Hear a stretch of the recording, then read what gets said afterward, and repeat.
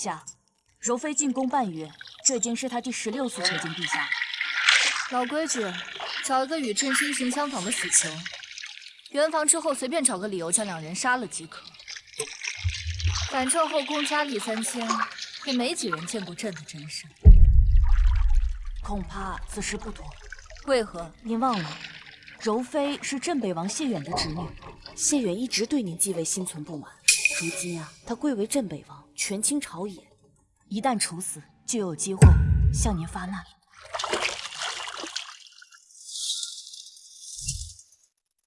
谢远的人，难怪16次求见，果然没安好心。去，找一个年轻力壮的死囚过去，好生伺候着柔妃，让她怀上孕。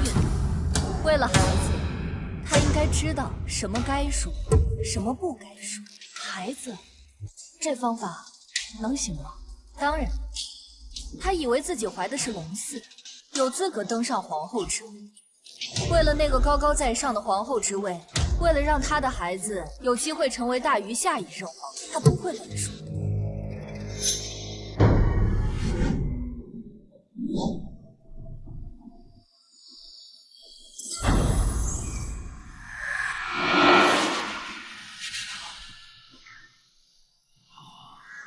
这是哪儿啊？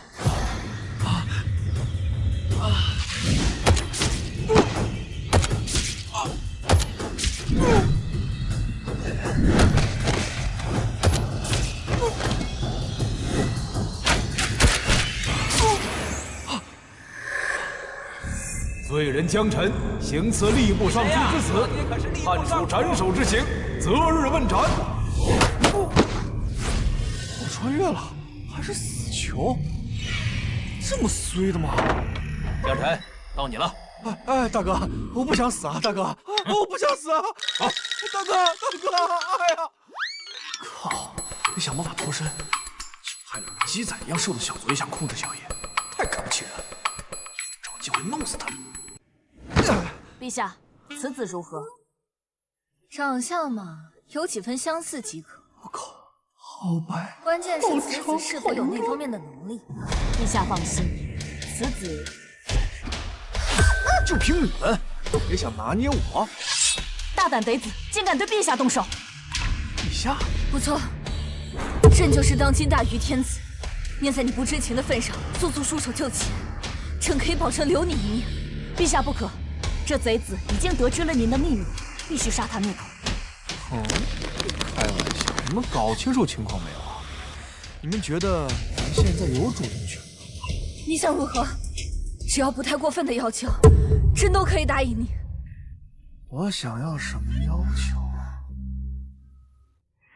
啊？我有一个问题问你啊，堂堂大禹皇帝，为什么要召见我一个死囚啊？你们有什么目的啊？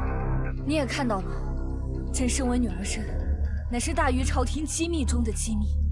若是后宫佳丽3000始终不能怀上子嗣，那么这个秘密终将被泄露。所以今夜我们就特地把你从死牢里带出来，就是要让你代替朕与妃子们同房，助他们诞下子嗣。就这种天上掉馅饼的好事儿，等等，里面说不定有什么猫腻。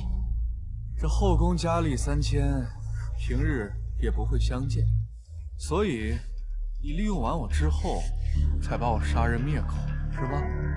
你们倒是打的一手好算盘。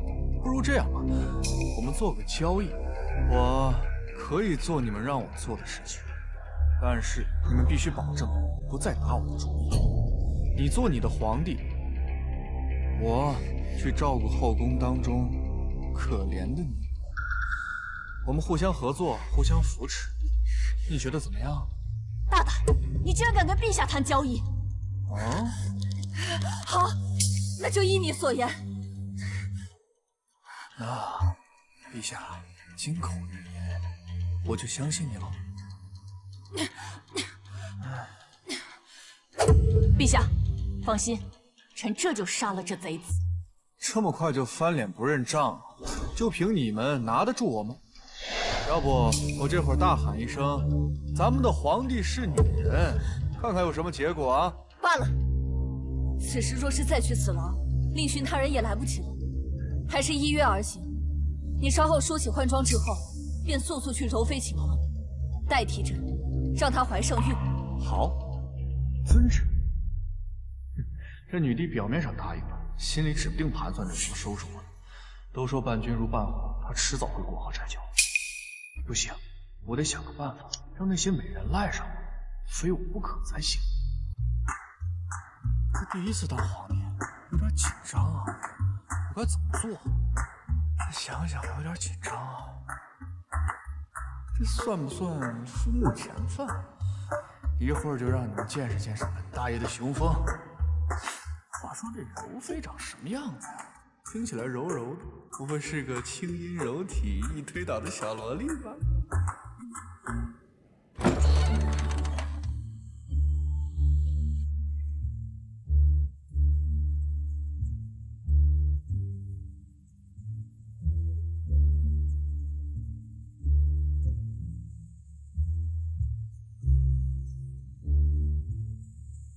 便宜江澄这小子。二八佳人替死素，腰间仗剑斩凡夫。陛下好狠的心啊，这么久都不宣人家。陛下，这后宫您可要雨露均沾啊！这么多姐妹，我才刚来1个月，倒还可以忍一忍，可别的姐妹都有流言蜚语了。流言蜚语？说了些什么？没有什么。没有什么。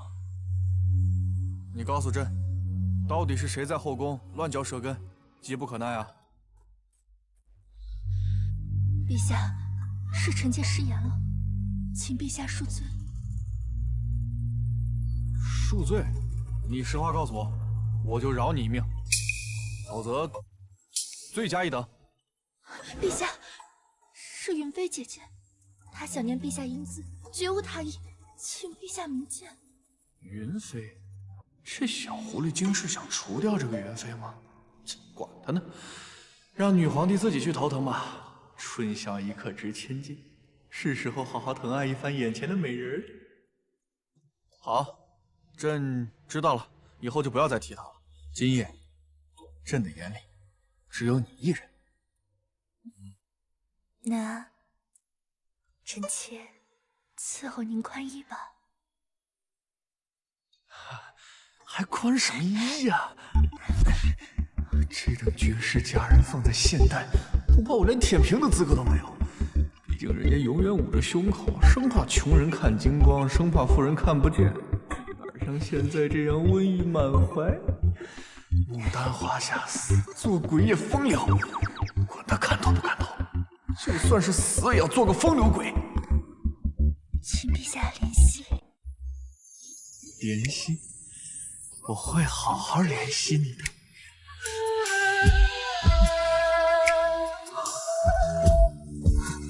陛下，你弄疼我了。今夜之后，你就是朕的女人了。朕以后要你每天侍寝，夜夜承欢。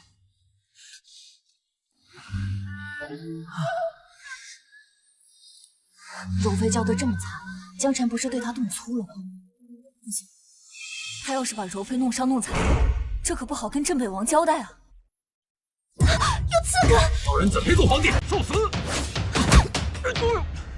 陛下，需要我出手吗？不必，正好让那刺客替我们除掉他。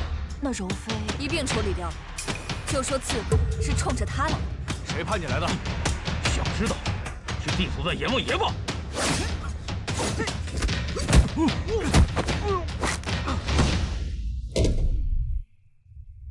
就这，还当刺客？没想到江晨的功夫居然这么好，手段竟如此狠辣，属下也是属实没有想到。这棋子日后定不好控制，应尽早处理掉才是。这家伙身上到底藏着什么秘密？护卫，过来洗地了。陛下，爱妃，吓死臣妾了，还好有您保护我。可是陛下，那个人为什么说您是不男不女的妖人呢？爱妃，朕平日里日理万机，不醉心于女色，想做个明君，但是总有这样的人歪曲事实。再说了，朕是不是一个不男不女的妖人，你还不清楚吗？讨厌，陛下坏死了。爱妃，今夜你受惊了，你就先回宫休息。可惜这春宵一刻，竟被一个小人给破坏了。皇宫的安防做的可真到位啊！陛下，再陪陪臣妾嘛，你好不容易才来一次，我不舍得让您走。那是因为朕不知道爱妃如此美艳动人。爱妃放心，明日朕还宣你侍寝。陛下，那您可不要忘记了。一定。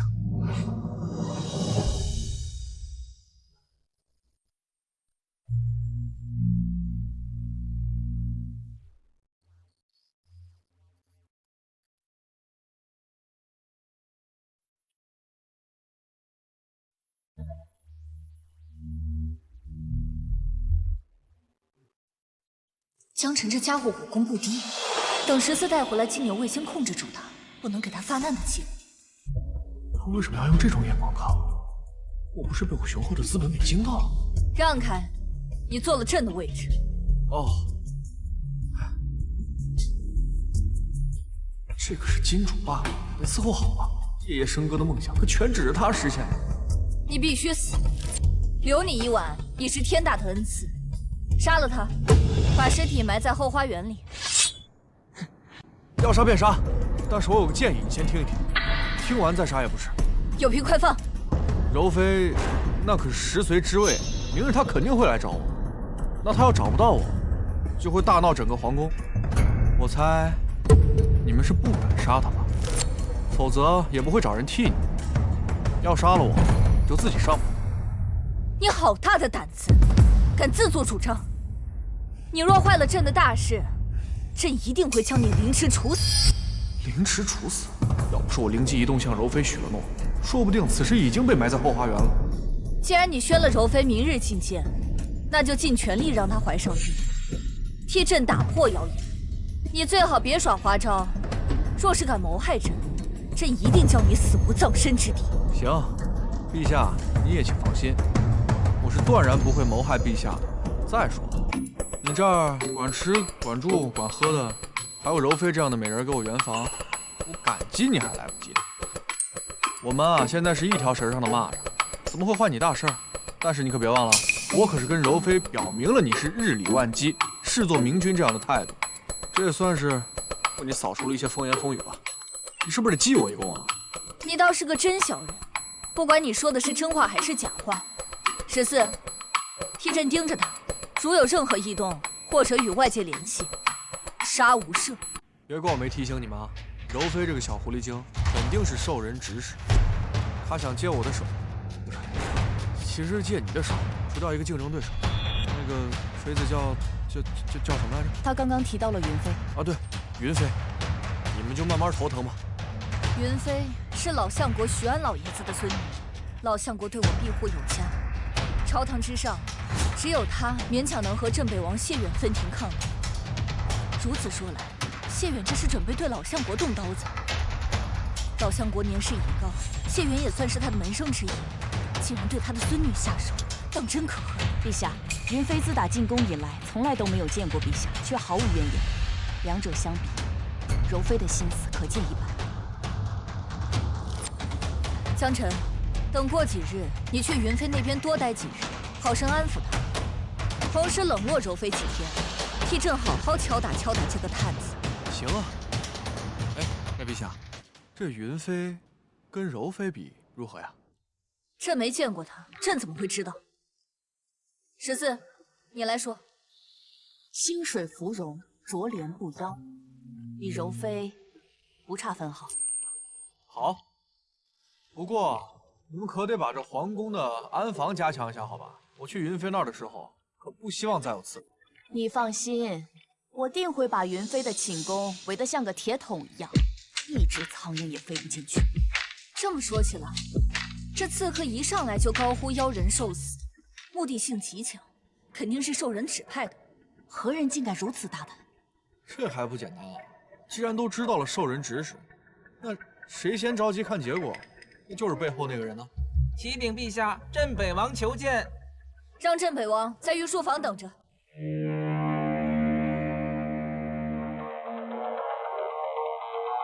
年岁大了，走不动了，还望陛下见谅。哎呀，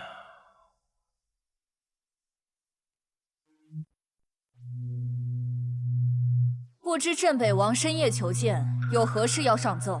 陛下，臣听闻陛下在行宫遇刺，大为担忧，未能及时救驾，还望陛下责罚。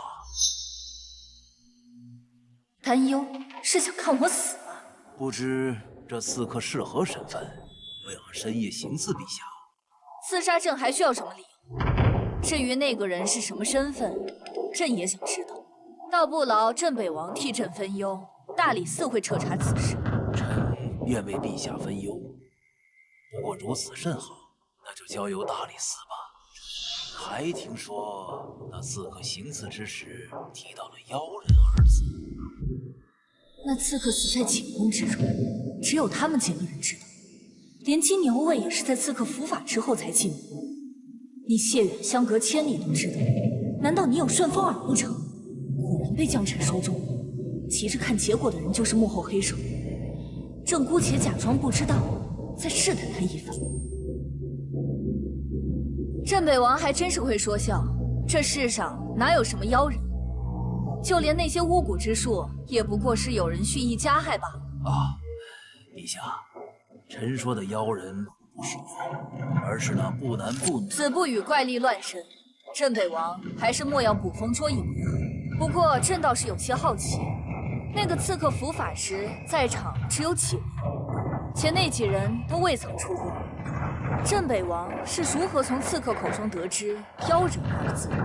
啊，陛下，您说笑了。这捕风捉影的消息确实不实，臣今夜前来是另有其事。什么事？再过几日就是先皇祭典，陛下，您带着文武百官和后宫嫔妃前往东郊皇陵，为先帝祈福，并且请求先帝护佑大禹，还望陛下早早做好准备。好，朕知道了。陛下，臣还有一事，侄女入宫许久，佳妹甚是想念，不知能否在祭典之上让佳妹与侄女叙叙旧。朕觉得不妥。不知陛下是觉得祭典不妥，还是觉得让臣和佳妹见侄女不妥，亦或是两者都不妥？祭典那日，柔妃一旦发现自己才是皇帝，立刻就会让谢远发难，这可如何是好？干脆就说柔妃怀了身孕，替她推脱了祭典。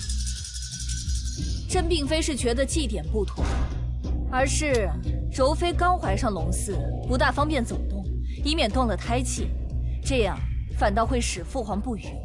哦，竟有如此巧合之事。陛下，臣的意思是，既然怀了孕，那更应该出来走动走动，锻炼一下身体。毕竟怀了孕，这一躺下就静养，等肚子大了，这身体吃不消啊。依臣之见，正好趁祭典之时，让佳妹叙旧之时好好说一下，叮嘱一番，让她注意一下龙嗣。这不知陛下还在犹豫什么？这怀了孕，那胎儿有假吗？好一个奸猾的老狐狸！怀孕这个理由根本搪塞不了她。过几日，柔妃若是去不成，谢远定会生疑；可若是去了，身份之事定会当场告破，这可如何是好？好，那就依镇北王的意思，按时举办祭典。那陛下莫要忘记带上臣的侄女，好让佳妹同她好好叙叙旧。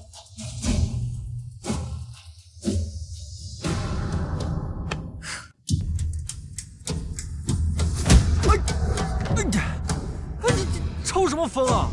刺客又不是我派来的。过几日就是先帝祭典，朕限你3日之内让柔妃怀孕，让她下不了地，无法参加祭典。好，保证完成任务啊。可是陛下，根据惯例来说，先帝祭典是必须要带上文武百官和后宫嫔妃的。如若柔妃不在，镇北王必定会引起怀疑。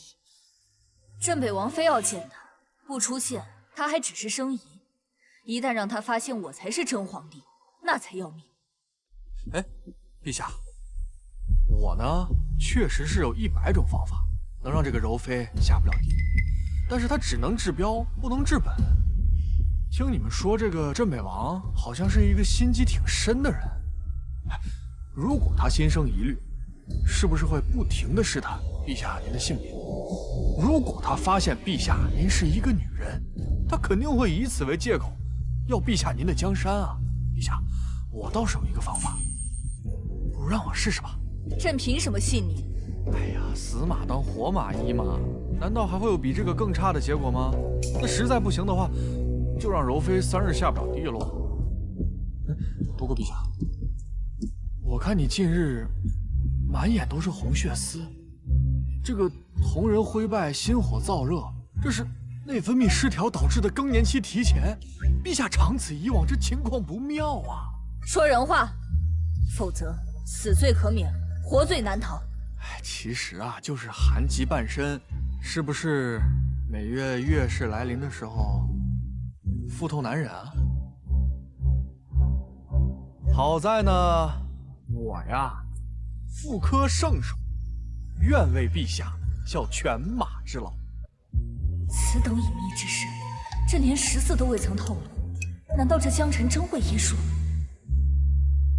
妇科圣手，你不是登徒浪子吗？哎呀，这个不冲突吗？胡说！太医曾为陛下诊治过，说陛下身体健康，哪有你说的什么寒疾之症？敢在陛下面前胡说八道，我今天非要好好收拾收拾你！我想起来了，这个呀，它是一个妇科病。陛下每月月事来临的时候腹痛难忍，但是平日里都很正常。那个时候，陛下会找太医来诊治吗14，把剑收起来，确有此事。陛下恕罪，14不查，还请陛下责罚。起身吧。今日若非江辰点破，朕也不知道竟是寒疾之症。江辰，这寒疾你可有办法根治？如果呀，这要是平常的太医，这个病那确实就是一个不治之症。但是陛下，好在我是妇科圣手啊，我定能根除此病。既如此，就让14陪你去太医院取药。无论多么珍贵的药材，太医院应有尽有。陛下，除了这个药材之外呢，其实你知道，他这个病呢，它是寒毒积于体内造成的，所以它需要一些个特殊手法，因势利导的排出体外。只要陛下您愿意配合，这个病啊，一定可以痊愈。怎么配合？什么？你让朕脱衣服？你这登徒子果然色胆包天，信不信朕斩了你的命根子？哎呀，陛下，就像我刚才跟您说的，您这个寒毒啊，得通过特殊的手法，因势利导排出体外。这要是隔着衣物，哎呦，效果啊，那是微乎其微呀。您啊，为了大禹的江山社稷着想，您得健健康康的，不能生病啊。必须得脱，得脱，这也是这个病没办法根治的原因。您看这太医，他不就是治不了这个病吗？信你一回。我脱，你还不撞过去？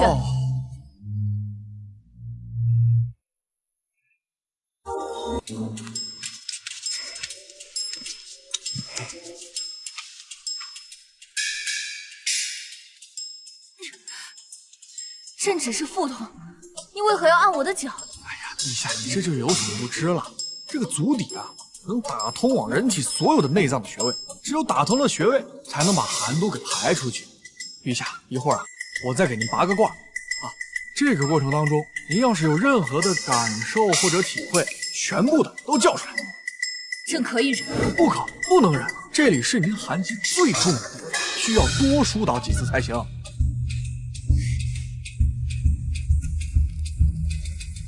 这是什么？这个就是传说中的拔火罐。陛下，感觉如何呀？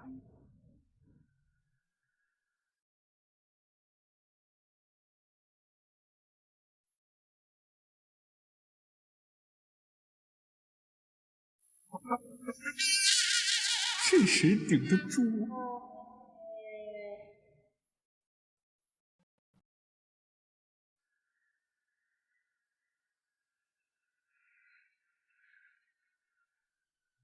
陛下，感觉如何呀？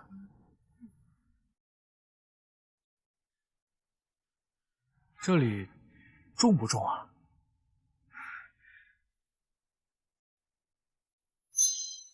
你的手往哪儿放呢？啊，这个地方经脉阻塞，需要多按呀。再敢乱动，信不信朕剁了你的爪子？不敢。陛下，百官和嫔妃都已经到了。江晨呢？他不是说他有办法吗？他人呢？柔妃也已经到了。至于江晨，不知道他去了哪。无耻小贼，朕就不该信他。他肯定是趁机溜走了。14，传朕旨意，立刻发布万里追杀令，活捉此贼者，赏百骑，封千户侯，这要拿着小贼的头颅祭天。哟，我这么值钱呀？要不我自付双手，自己送上门。陛下，您就把封赏给我得了。你这小贼跑哪儿去了？我还以为你畏罪潜逃了呢。这个皇宫啊，就像是我的家。我穿金戴银，锦衣玉食，我怎么会走？我还能夜夜笙歌，这我哪舍得走啊？14说柔妃已经到场，朕不是让你把她弄得下不了地吗？哎，陛下，您就放心吧，现在她分辨不出你我，一会儿你就知道了。14，你去盯着柔妃，一旦她发现什么端倪，趁机把她打晕，千万不能让她和镇北王碰面。陛下，且不说这样的机会不好找，就算是柔妃消失了，镇北王也肯定会怀疑。就说柔妃身体不适，舟车劳顿，朕让她先行回宫休息。就这样做吧，眼下没有更好的办法。启禀陛下，先帝祭典马上开始，众嫔妃和文武百官都已到齐，请陛下移步皇陵主持祭典。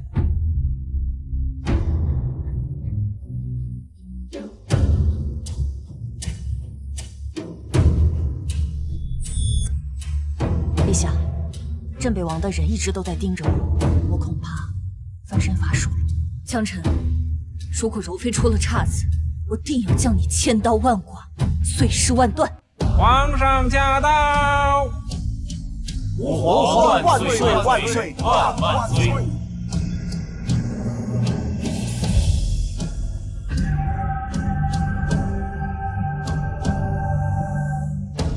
！14，柔妃表现如何？可有异常？暂未发觉，但他刚刚已经看到您了，却一言不发。若是他此时发难，我们必然会陷入被动。莫不是谢远还有别的计谋？你看他身旁那个小太监江晨，他是怎么混进来的？看样子他果然没有诓骗朕。真不知道他到底用了什么法子控制住了柔妃。陛下，时辰已到，可以开始了吧？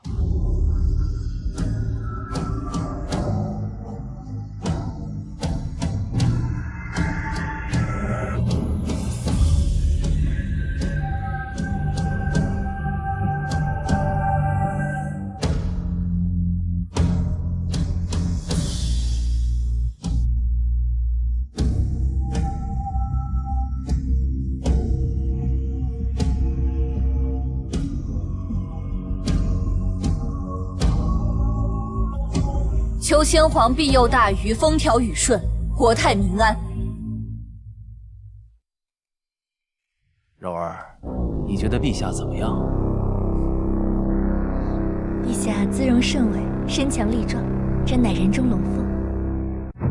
这次江晨做得不错，谢他一功。确实，这次啊，多亏了江晨，我们才能有惊无险的度过。江晨啊，这次可立了大功。陛下，你刚刚有没有看到那镇北王的脸色呀？比御膳房的锅底还黑。陛下，你说你要记我一功，要给我什么赏赐？你不要忘了那个什么百金和前护侯啊！贪得无厌。那万里追杀令，你要不要啊？对了，江辰，你到底是用了什么方法，让柔妃不仅什么都不说，还对陛下如此痴迷啊？陛下，请看，这个是一种蘑菇，还有，它可以让人致幻，有头晕目眩的效果。以前不小心误食过，那几天啊，我什么人脸都认不清，我只能分辨基本的衣物，所以我就穿了陛下祭典时的那身龙袍，让柔妃啊对这身打扮有印象，这才有了今天的效果。对了，江辰，你确定柔妃怀孕了吗？要是被谢远的人知道了，柔妃没有怀孕，那咱们麻烦可就大了。哎呀，这个事儿啊，陛下你就放心，我是妇科圣手，柔妃啊，她100%怀孕了。100%？这是何意啊？就是10成10的意思。启禀陛下，镇北王求见。又来？江辰，这一次你随朕同去。微臣参见陛下。镇北王深夜到访，又有何事？难道又听说刺客入宫了？陛下，您说笑了。此次前来是替微臣的侄女讨个封赏。封赏？柔妃？不错，微臣侄女是后宫之中第一个怀有龙嗣的妃子。按照祖制，怀孕的嫔妃是有机会晋升分位的。陛下，您这是在迟疑什么？难道是对柔妃有所不满？放肆！这理应是陛下的家事，当由陛下决断。镇北王，你的手未免伸得也太长了些。混账！本王与陛下商议此事，轮得着你一个小小的侍卫插嘴？来人呐，掌嘴！够了！怎么，陛下，你需要纵容一个小侍卫来侮辱本王不成？那个王爷说笑了，14呢确实是多嘴，但是您大人不计小人过，犯不着啊跟他一个小小的侍卫计较。而且您啊误解陛下的意思了，陛下不是不愿意封赏柔妃娘娘，而是觉得柔妃娘娘第一个怀上了龙嗣，就生1个位分，这封赏不太够。但倘若生2个位分，这对宫里的其他娘娘又觉得不公平。毕竟其他娘娘陆续也会怀上龙嗣，希望王爷您能多多理解。你这个小太监还是挺会说话的，不错不错，晋升1个分位确实不够。你才是太监，你全家都是太监。小臣子，你既然这么了解朕的心意，那不如你来说说看，朕应该如何封赏柔妃？说什么我也要给娃他娘多挣点奶粉钱。按照祖制，嫔妃怀龙嗣确实应当晋升位分，柔妃娘娘又是第一个怀上龙嗣的，我觉得这一定是先帝在庇佑我大人，国泰民安，风调雨顺，应该大大的加赏。那你觉得应当如何加赏？这个赏100金，赏绫罗绸缎，赏金银珠宝，赏宫女太监，赏当然呢，这些都是物质上的加赏。我觉得亲人的关怀可能更为重要。陛下，不如把柔妃娘娘的生母接到宫里来，跟柔妃娘娘团聚，小住个把月。让柔妃生母入宫，江城葫芦里卖的是什么药？罢了，今日祭典他做的不错，姑且再信他一次。好，那就赏赐柔妃晋升位分，以及刚才小臣子说的赏赐，镇北王意下如何？微臣谢主隆恩。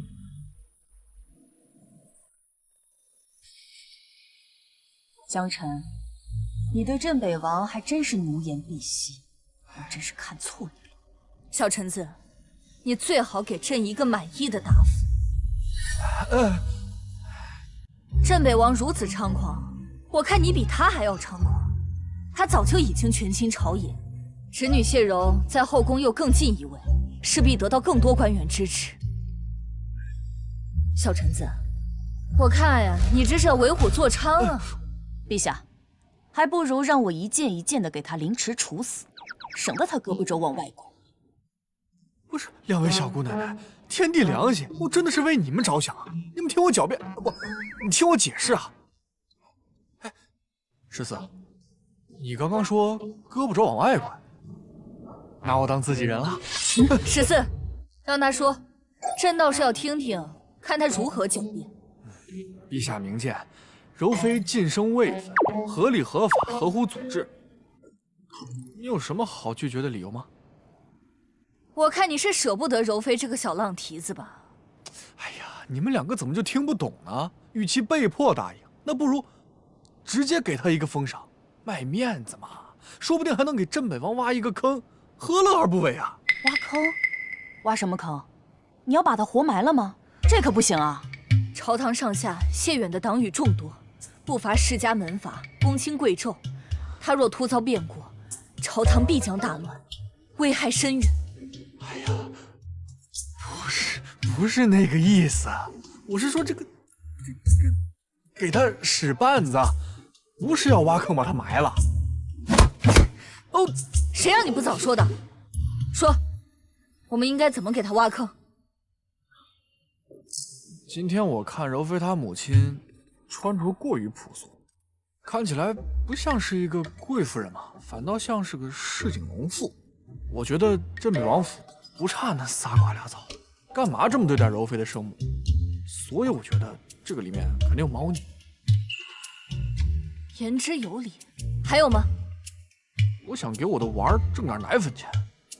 还有就是，我今天向镇北王表达了善意，那他有可能拉拢我，哎，反倒让我去刺探陛下你的消息，明枪易躲，暗箭难防。哎，陛下，以后你在后宫就可以安心了。朕看你就是想要搭上镇北王这一条线吧。14，给朕好好教训教训他。微臣遵命。陈公公留步。啊，小臣子拜见王爷。王爷今天看起来气色不错。刚才多亏是公公一番美言，才使得陛下赐下诸多恩赏。这日后宫中有任何消息，还望陈公公知会一二。啊，王爷这说的哪里话？日后小臣子还需要王爷多多照拂。王爷这怎么好意思呢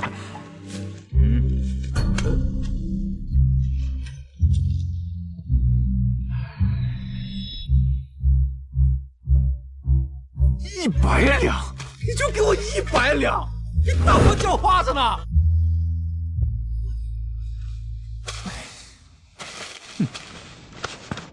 陛下，江州大血洪水泛滥，死伤无数，饿殍千里，庄稼地全都被淹了，数十万老百姓吃不到粮食，微臣恳请陛下救救可怜的老百姓吧！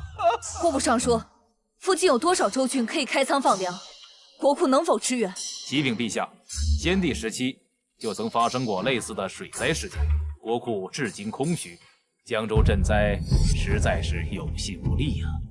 至于附近的州郡的情况，恐怕江州知府比我这个户部尚书了解的更加清楚。陛下，附近州郡同样遭受洪灾，只是没有江州那么严重。如今能依靠的只有京城了，你可不能对数十万百姓坐视不管啊，陛下！朕岂会对百姓坐视不管？只是如今国库空虚，这是不争的事实。诸位爱卿，可有什么好办法替朕分忧？微臣记得先帝时期，王爷便颇受器重，亲自主持解除了救灾平患，想必王爷应当有解救之法吧？果真不出我所料，这个户部尚书跟谢野这个老匹夫果然有一腿。启禀陛下，江州的灾情甚是严重，比起先帝时期的水灾，有过之而无不及。恕微臣无能为力，望陛下恕罪。求陛下救救江州的老百姓吧！望陛下开国库，救京城百姓。诸位爱卿，难道真的别无他法了吗？老夫说两句。老相国，您请。小谢啊，国库乃国之根本，若是国库充盈，支取些银两倒也无妨。可现如今我大禹国库空虚，剩下的都是军费，不可擅动。居然还有人能治得了谢远？老相国，别管军费不军费了，数十万老百姓都快要饿死了，连兵卒都没有，留着那些军费给谁花呀？老相国只说了不可擅动国库，又没有说不解救百姓，你嚷嚷什么？国库不能动。现如今我大禹危在旦夕，我等官员与世家岂能坐视不理？陛下，老夫提出一个建议，从国库提出一笔不至于伤筋动骨的银两，我等官员再凑出一些，世家与商人捐出剩下的部分，共度难关。可知此事，陛下意下如何？老相国所言甚是，此法甚妙。镇北王，你可有何异议？微臣并无异议。好，那便依老相国所言，传朕旨意，号令官员、世家、富商、百姓捐钱捐粮，共度难关。陛下圣明。我怎么觉得10月这傻妮子掉坑里了？太好了，老相国果然睿智非凡，短短2日便筹集了100万钱粮，再过几日备好车马，便可陆续发往江州，解救灾民。不愧是连先帝都依仗的老相国，您刚刚看到了没？老相国一说话，那镇北王连大气儿都不敢出一个。看到了，有老相国在，镇北王在朝堂上就无法一手遮天，我得好好报答老相国才行。江辰，你速速去云飞寝宫，替朕让云飞怀上龙嗣，朕要晋升她的位分，让她与柔妃平起平坐。江辰，你在发什么愣？平起平坐还得让云飞压他一头。难道要让云飞连进2次位分？可是这样的话，镇北王恐怕又要跳出来找麻烦了。晋升位分需要怀上龙嗣的，我们把柔妃的龙嗣。你的意思是弄掉他的孩子？不可，万万不可！怎么，你莫不是舍不得看到柔妃受伤？陛下，这镇北王他好不容易安分了几天，柔妃要是流产了，镇北王是不是得大发雷霆啊？再说了，我们现在可是抗洪救灾的关键时期，少发生事端为好。我看呀，你就是被那狐狸精迷了眼，你是不是忘了？你的小命捏在谁的手里？又来！哎，陛下，您难道不觉得赈灾的事情发生的太过顺利了吗？我看你是不盼着大禹的好，那你倒是说说看，老相国的计谋有何不妥？我的直觉告诉我，这个事情它就没那么简单。陛下，要不你给我几天时间调查，我一定给你查出些蛛丝马迹啊！你只是朕的替身，用不着你多心。你还是赶紧去云飞的寝宫，好好抚慰她。3日之内，若是你不能让云飞怀上龙嗣，朕拿你试问。3日，行，我去就去，瞧不起谁？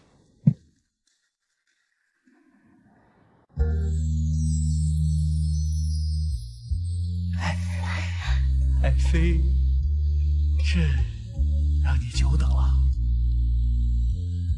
只要能得到陛下垂怜，等再久都值得。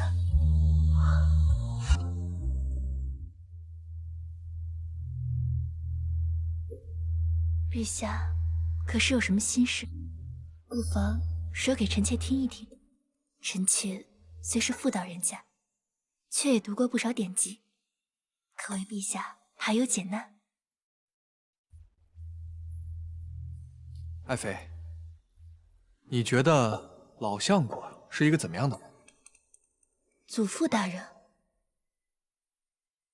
在臣妾心中，祖父大人一生清贫，无欲无求，一心辅佐大禹王朝，对先帝更是忠心耿耿，鞠躬尽瘁，死而后已。不知陛下为何有此疑问？一生清贫，无欲无求，老相国竟然如此伟大，难道我错怪他了？云儿，是这样的，老相国呢辅佐朕很多年，朕想赏赐他，但是又不知道该从何处入手。祖父大人平时喜欢字画，但不收藏，经常赠给他人。他的学生当中或多或少都有收到过他的字画，朝中重臣也大都有收到过。那镇北王谢远呢？他有收到过吗？据臣妾所知，并没有。似乎是因为政见不合，所以祖父大人与镇北王从未有任何交集。看来是我多心了。云儿，今天弄疼你了吧？你呀，好生歇着啊。朕还有些奏章要去批，过2天，朕再来找你事情。谢陛下恩宠。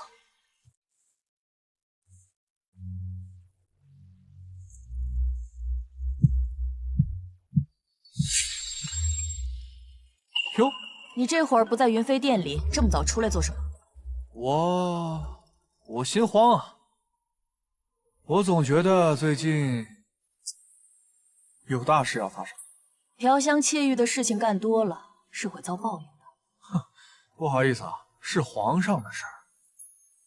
不说这个，我问你，你有没有觉得这2天筹集钱粮的事，是不是太过顺利了？太顺利有什么不好吗？这有什么好担心的？我问你，咱们京中官员办事，都这么利索的吗？这个得分具体的事情。比方，陛下要造一口宝剑，需要多久？这我倒是经历过。户部审批银两，工房调取材料，抽调工人开炉重造，七七八八得3个月。3个月？那抛开打造花费的时间，你走流程需要多久？1个半月左右，或者是再多几个。你看，这不就是问题所在了吗？你就打造一口宝剑，走个流程要花1个半月的时间，这筹集钱粮，2天的时间，200万钱粮，这还不足以说明问题啊！这能说明什么问题啊？我打造宝剑这个事情不是很紧急，而赈灾救命是10万火急的事情，我当然得快点了。这里面学问可大了，你不懂。这可不是从国库里拿钱那么简单，还有官员、世家门阀、京城的商人、百姓，要是没有一股力量强行推动，这么大笔钱，当真都能流入遍地灾民的江州吗？14，行吧，你能帮我一个忙吗？也当是帮陛下忙，带我去筹集银粮的仓库看看。你想耍什么花招？那可是赈灾救命用的，你想都别想。哎呦，我的姑奶奶，我在宫中又不愁吃又不愁穿，我还有钱没地方花。哎，我要不是真为你家主子，我至于吗？这个对他至关重要，随你便吧。也罢，我就顺便带你去看一下，正好啊，我也顺便再检查一份。毕竟这可不是笔小数目，我还是稍微盯着点。不妨种地，闲人免入。你们是干什么的？我乃陛下贴身侍卫统领14，带陛下来巡视库房。见过统领大人。先检查钱粮。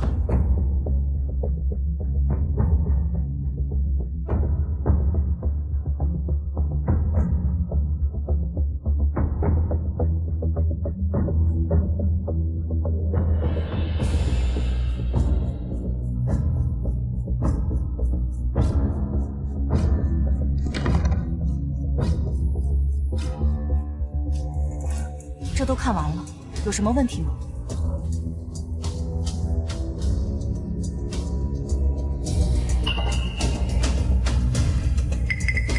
情况不对，不就是一道车辙吗？这有什么？哎，我问你们2个，最近有没有载满粮草的车驶出？回大人的话，许多粮草堆积不下，就送往别处了。送去何处啊？1里外镇北王府的库府。许多粮草都送去了那里。陛下知道这件事吗？镇北王特意腾出一个仓库来放粮草，这件事情陛下是知道的。跟我走趟。你干嘛？你是陛下的近侍，就这么大摇大摆的往里闯？那不然呢？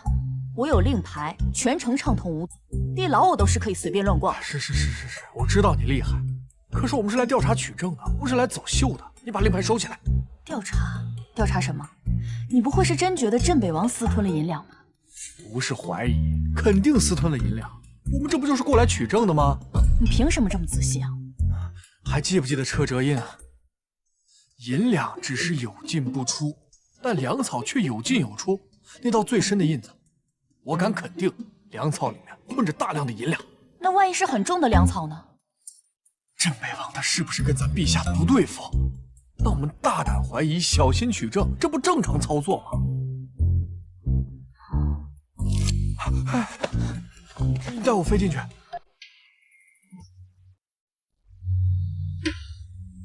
14和江辰怎么还没回来？还在云飞寝宫那边吗？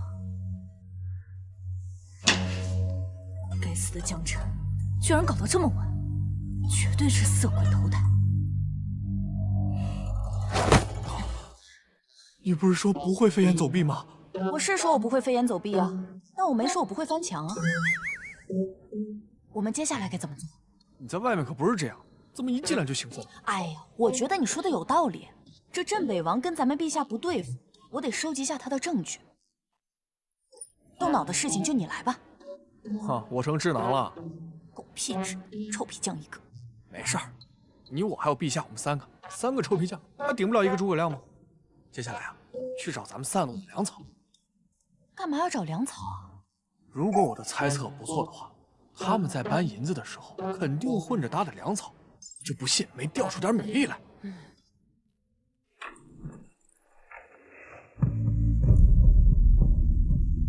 找，这里面一定有机关。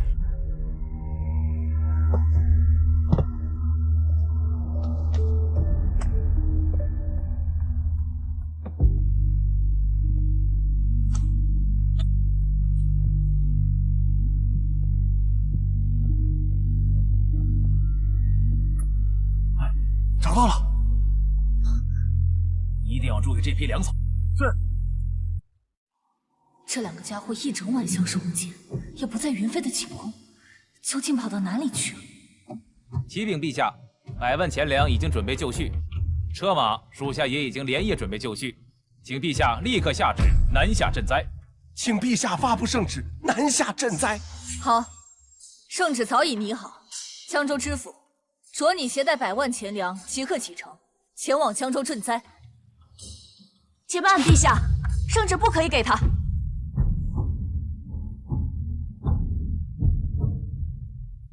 启禀陛下，14有事关赈灾的要事要启奏，还请陛下圣旨押后颁发。来人，传太医。14，起来说话。你怎么受伤了？启禀陛下，昨日14带着小臣子去巡查库房，发现了一些端倪。什么端倪？有人想要中饱私囊，贪没赈灾粮款。竟有此事！14，究竟是何人胆敢打上赈灾营的主意？你速速道来。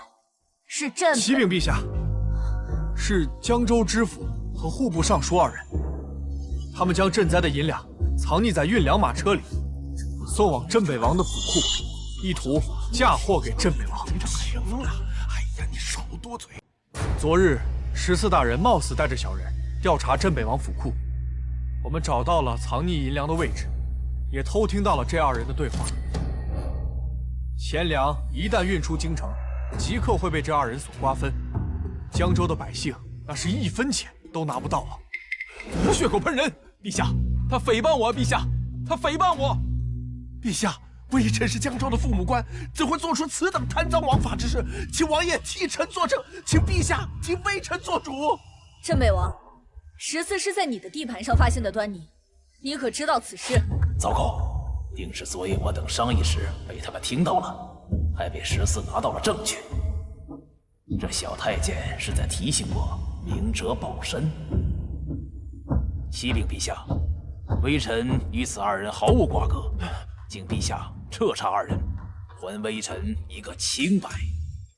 朕灾事关重大，朕一定会彻查此事，宁杀错不放过。别动，乖，再动伤口要裂开了。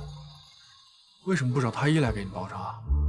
是怕被他们发现你的女儿身？谁替我包扎你不用问，我刚刚要揭发镇北王，你为什么不让？明明他才是主谋。不是，难道你觉得14，你的剑刚刚逃离镇北王府时断掉的。14拼死保护我离开，就是因为这把剑断了才受的伤。江辰，你最好给朕一个合理的解释，否则朕就让你变成真太监，让你再也别想夜夜笙歌。对啊，明明镇北王才是主谋，为什么你把他摘出去？你到底是站哪边的？天地良心啊！我真的是为了陛下我才这么做的。扳倒镇北王才是帮我，你说是帮我，却处处维护他镇北王，口蜜腹剑。看来是我看错人了，早知道将你从地牢里带出来那天，朕就该一剑杀死。哎，且慢且慢，好不好？且慢且慢，听我给你们解释一下，行不行？14带着我从镇北王府一路杀出来，那么大的动静，难道他们会把银子放在原地等着我们去查吗？我们是不是没有证据？如果镇北王牵扯其中，他会有100种方法为自己辩解，还能包庇那2个人，还能反咬陛下你一口。我把镇北王从里面摘了出去，他情急之下直接把那个什么吏部尚书和江州知府扔出去给顶罪。他会协助我们自己来定罪，我们这个时候是不是可以剪除掉镇北王的羽翼啊？陛下，他说的有道理。别说现在没有证据，就算是铁证如山，我们也扳不倒镇北王。为什么？我们不是应该让他认罪伏法吗？按理来说，确实是应该让他认罪伏法，但问题就在于镇北王羽翼丰满，所有人都会替他说话。假如他一口咬定那里是存放赈灾银的库房，朝堂内外都会认同他。我这个当皇帝的又有什么办法？眼下的结局应该是最好的，朕可以提拔心腹做户部尚书和江州知府，踏踏实实救济灾民，而且还打击了镇北王党羽的嚣张气焰。江辰，这次多谢了。哦，一家人不说两家话，客气啥？谁跟你是一家人？哼，小爷我迟早把这个傲娇女帝拿捏在手心，柔软搓扁。哼！诸位爱卿，朕已查明真相，前任江州知府与户部尚书暗中勾结，结党营私，把手伸进赈灾款当中，罪不容诛。朕已将此2人发配充军，加眷贬为庶民，其子嗣后代科举永不录用。陛下英明。传朕旨意，即刻派遣新任江州知府携100万钱粮南下赈灾，着镇北王谢远负责看管押运。若发现任何罔顾百姓死活、中饱私囊之举，斩立决。微臣领命，臣定不负陛下期望。微臣领命。这小皇帝竟一直派人盯着我，这次还好有小太监报信，这一路难保不会又派人暗中跟随。看来不能再轻举妄动了。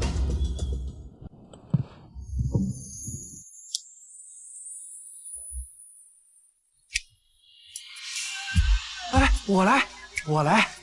你干嘛？你自己可以。你又不是一个人，你还有我呢。笨犊子！你呀，为了救我，受了这么严重的伤，那我要照顾你。我要不照顾你的话，这心里多过意不去啊。你怎么不去照顾你的柔妃和云妃呀？这小妮子的表情怎么像是吃醋了？女侠以命相搏，为了我无以为报，我只能以身相许了。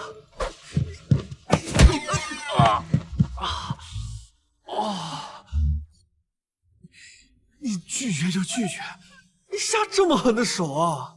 你知不知道你这一下，这断送你自己下半生的幸福啊！你这淫贼，休得胡言乱语！我对你才没有那个意思。你要是再这样，我下次绝对饶不了你。你这小妮子，你看看你这脸，都红得跟猴子屁股一样了，嘴硬。行，我去找柔妃。娘子，哎呦，母亲，既已来到宫中，就踏实住下吧，好让女儿在您膝前尽孝。好在我的柔儿福大命大，活出来一个人样。母亲，镇北王究竟是怎么对待柔妃一家的？说是叔侄，落差怎么会这么大？我继续听听。今日收到南方消息，赈济灾民已经小有成效，数万灾民已经吃上了饭，再也不用饿肚子了。朕今日心情大好，与爱卿共饮佳酿，无醉不归。来，300杯啊，300杯！对，300杯，醉了也得喝。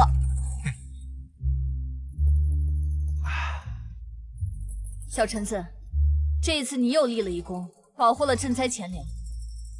说吧，你想要什么奖赏？陛下，我想要您后宫当中的那些可怜女子，赏给在下。瞧你这点出息，准了。谢陛下。登徒浪子，色鬼投胎。圣人云：食色性也。陛下，在下还有一个赏想向您讨。镇北王，朕不是命你负责赈灾之事，怎么突然回京了？启禀陛下，微臣赈灾已初见成效，此次乃是回京述职。小臣子，把你昨夜和朕说的话向诸位爱卿复述一遍。启禀陛下，赈济灾民已初见成效，但是赈灾所花的钱粮，那可是无底洞啊！1、2个月的时间撑住倒是没问题，但是灾后重建的工作，耗费的时间不止1、2个月啊！还请陛下与诸位大人早日决断，避免民怨沸腾。这小子居然把本王的台词抢了，本王还想等民怨沸腾时拿来为难小皇帝，可惜了。诸位爱卿多多少少都曾经历过先帝时期的那场水患，想必各位应该已有良策了吧？启禀陛下，微臣此次进京述职，也正好想向陛下阐述这件事情。不要脸的老匹夫，明目张胆的抢我功劳，亏我还帮了你2次。镇北王，先帝时期镇阳水患就是你处理的，当时是如何处理的？可有良策？先帝之时国库充盈，微臣只是奏请先帝开国库，以来赈济灾民，但也是艰难度过。如今国库空虚，全京上下捐钱捐粮，已经到了山穷水尽之步，再无余力重建家园。陛下，奴才有办法。我等朝中重臣正在商议国家大事，你这小太监就莫参与此事了。不错，区区一个奴才，竟敢妄议国家大事，简直不自量力。你能提出灾后重建的问题，确有几分机敏。可眼下就连陛下和镇北王都黔驴技穷，你又能有什么好办法？让他说，老夫倒想听听他有什么点子。不错，当局者迷，旁观者清，说不定这小子能有什么好办法呢？老小子，可算说了句人话。既如此，小臣子，你且把你的想法说给诸位爱卿听一听。启禀陛下，在下有几点不太成熟的小建议。第一，灾后的重建工作不在于恢复生产，而在于处理好灾民的尸体，以防止瘟疫大面积传播。第二，赈灾当用重典，多人监管，贪赃枉法者，冒领赈灾款者，杀无赦。第三，轻徭薄赋，以示陛下天恩浩荡。第四，便是灾后重建，我们以工代赈。以工代赈，这是何意？通常我们救济灾民，不是衣来伸手，就是饭来张口。除了哄享钱粮之外，还会产生大量的米虫。同样的银子直接发放，倒不如以工代赈，让那些有能力的灾民去赚取银两，自力更生。这样一来，灾民有了希望，而其他各州郡的百姓也看到了有钱可赚，也会参加到江州灾区的重建工作当中。我们何乐而不为？此计甚妙，看起来是年轻有为啊。这小公公以工代赈，妙不可言，连本王都没想到，真是让本王佩服。灾民们赚到钱，又花钱买了粮，这一进一出，国库的压力可就没这么大了。没想到江辰竟然撬动了整个朝堂，连老相国和镇北王都罕见地站在一起支持，这家伙竟如此不凡。江辰不凡，岂不是证明朕眼光独到，把一介登徒浪子调教成了独当一面的臣子？好，小臣子，你献计有功，想要什么奖赏，尽管说。启禀陛下，在下想在制造局讨一份差事。制造局无关紧要的地方，不如投桃报李，帮他一把。启禀陛下，这小公公献计有功，应当得此赏。少校，你可算办了件人事。小臣子，跪下听封，朕就封你为正二品内务总管，兼任制造局督办，往后总管宫廷大小事务。陛下，微臣认为此事不妥。老相国，您这是何意？陛下，内务总管责任重大，按照祖制，断没有让一个阉人为官的道理。前世为鉴，还望陛下三思，莫让一个宦官扰乱了朝政啊！老相国，朕心意已决，无需在意。退朝。祸乱朝纲，这也太看得起我了，这是把我当成9000岁魏忠贤了呀。从某种程度上来说，我貌似比他有过之而无不及。毕竟哪有太监能像我这般替皇帝宠幸妃子呢？内务总管这个职位也大有说法。要知道，就连纳兰明珠、年羹尧还有和珅这样的大官都当过内务总管，这个赏赐也太大了。难怪老相国不答应。嘿，还好小爷我笼络了镇北王，要是连他一起反，这个位置绝对轮不到我。总管大人，制造局的主管大人他怎么了？他正在忙于督造军械，无暇拜见大人。他堂堂一个总管，用得着自己亲自督造军械吗？分明就是找借口不想见我。小桂子，带个路。扎，我们去看看他磨什么洋工。那江辰算个什么东西？不知道哪里冒出来的小太监，竟然骑到我的头上去了。就是，制造局可是我大禹的重要部门，怎可让一个阉人做督办？小皇帝真是想一出是一出。说得好，哈哈哈，让一个阉人做督办，简直可笑。哼，不过这话在我面前说说就行，千万不要在外面说，这可是掉脑袋的大罪。陛下肯定是受了奸人蒙蔽，竟然让宦官掌权，真是滑天下之大稽。说得对，制造坊督办，他江辰配吗？他懂军械吗？他懂制造局吗？我是不懂制造局啊，这不是来向李大人请教一二吗？你就是江辰，一个大妖人带着一个小妖人，你不老老实实做你的太监总管，来我这制造局做甚？李大人，他们俩来我制造局打杂的吧？怎么可能？他们这种阉人，肩不能扛，手不能提的，给我打杂都不配。李大人，你平时就这么管教手下的？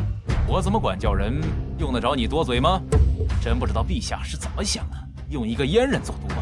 话说你这个督办，不会是拍马屁得来的吧？早知道我也在陛下面前多溜须拍马，说不定我也能混个一品大官当当。完了，你真完了。那个小桂子，你记一下，制造局的总管李密，妄议当今圣上，诋毁当今圣上，有眼无珠。哼，阉狗，你诋毁我！你话里话外不就是这个意思吗？是不是小龟子？就是。那我们当然只有如实的汇报了。哦，当然了，如果你老老实实的配合我，或许还有那么一丁点机会。呸！阉狗仗势欺人，我李密兢兢业业20年，陛下定会为我做主。住手！竟敢私自掘毁军械！李大人，这就是你兢兢业业的结果呀！大胆江臣，竟敢私自毁坏军械，该当何罪？哼，14就是用了你们这样的破铜烂铁才受伤的。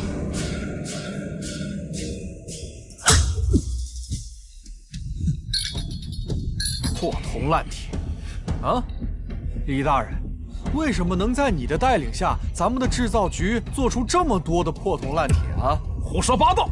你这个人使用了什么妖法，竟敢私自毁坏军械？我定要向陛下面前告你一状。好啊，那我们就把刀带过去给陛下看看喽。你这阉人，敢威胁我，私自毁坏军械可是重罪，不怕陛下惩戒你吗？你是不是疯了？是我毁掉这些破铜烂铁最重啊，还是你制造这些破铜烂铁罪更重啊？何况我是制造局督办的，我是不是有责任检查你这些破铜烂铁？你有什么异议啊？小桂子，把这给我拿上，见陛下。是。你这阉狗，快放开我！陛下驾到！陛下，就是他，险些害死14。怎么回事？陛下，此子擅闯军械坊，私自毁坏军械，请陛下治罪。陛下，这个就是李大人兢兢业业的结果。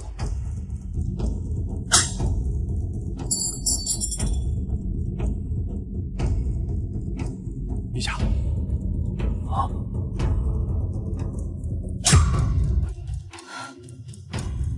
朕就说，14的长剑怎么会那么轻易崩断？那可是朕量身为他打造的宝剑，原来是你这样中饱私囊的混账作祟！去！原来他去制造局是想要为我打造一柄好剑。陛下，请您看在我兢兢业业20年的份上，饶了小人一命。饶了你？那谁来饶了拿着你造的破铜烂铁上阵杀敌的将士？年年哭穷，年年喊累，这就是你给朕、给先帝的答复？制造局主管李密，欺上瞒下，中饱私囊，毁我大禹根基，判千刀万剐，凌迟处死，以九族，以谢天下。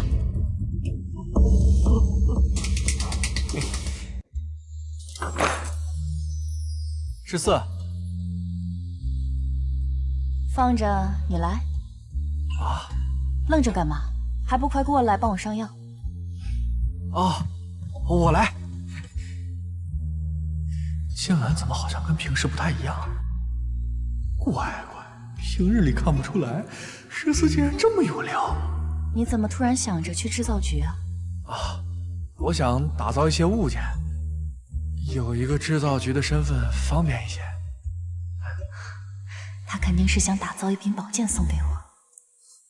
我呢，想给你打造一副刀枪不入的软甲。软甲？这样一来啊，就没有任何人能伤你分毫。有了软甲，14女侠就可以好好保护我了，完美。你这伤啊，已经结痂了，再上1、2次药就好了。今晚怎么没去找你的柔妃和云妃啊？哈，柔妃的母亲跟柔妃在一起不太方便，云妃嘛，她怀孕了。那你岂不是没有地方可以去？没有啊，我去制造局凑合一晚就行。去制造局干什么呀？晚上跟我一起练武啊？练武？我不是那块料。我们去床上练如何？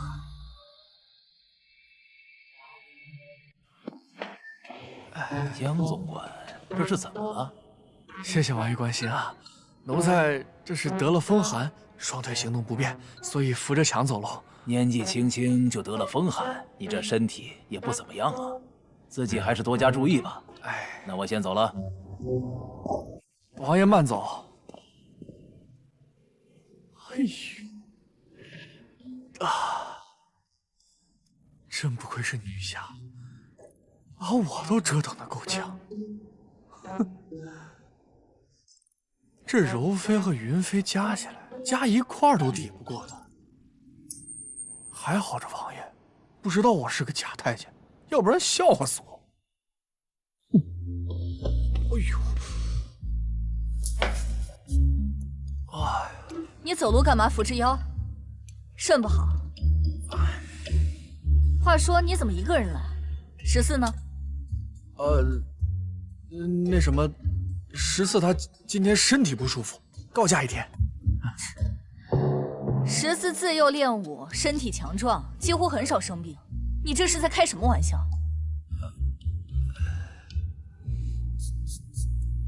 你昨晚在哪里休息的？该不会是和14？好啊你，胆子是真的肥了，竟敢连朕的护卫都欺负。看朕今天不好好教训教训你！启禀陛下，制造局军械房主管李密、中饱司囊已凌迟处死。区一个军械处主管，绝对不敢做出此等欺上瞒下的大事。着大理寺彻查，凡相关人等一律杀无赦。镇北王，你统领北境大军，可有士卒反映过武器质量不佳？爱卿，此事莫非与你有关？回禀陛下，微臣绝对与此事无关。微臣愿积极配合调查，以正此情。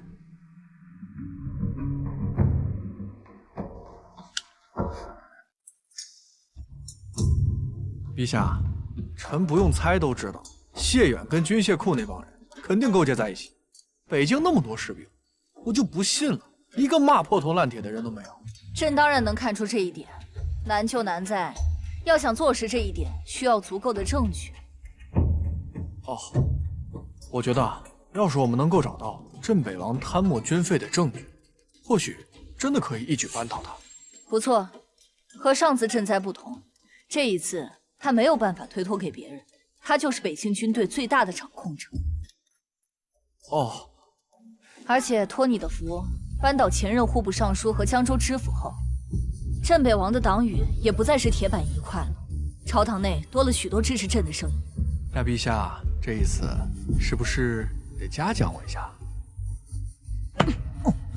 你都睡了朕的贴身侍卫，你还想要什么奖赏？这次不一样的，14是主动的，我是被动的。不过这次啊，陛下，你还真非得嘉奖我一下不可。哦，为何如此有自信？你还记得李密总管手下的2个工匠吗？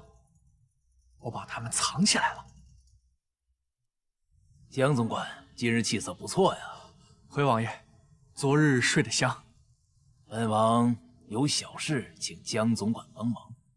王爷尽管吩咐，小的一定办妥。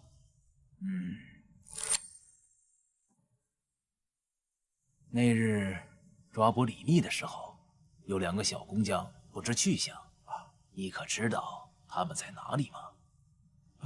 回王爷，我听说那2个小工匠不是和李密被吏部的人一并带走了吗？应该已经被处死了吧？可是陛下并没有下旨将他们2个凌迟。那2个小工匠不知所踪，不在地牢，也不在大理寺，仿佛蒸发了一般。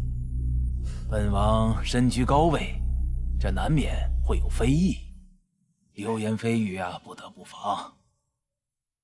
如果这2个小工匠胡乱攀咬，那对本王可是大大的不利呀。王爷，你放心，小人在宫中有一些人脉，一定会尽全力去查，不叫他们乱说话。江总管果然知情识趣。这钱是给你上下打点用的，事成之后另有重谢。谢王爷。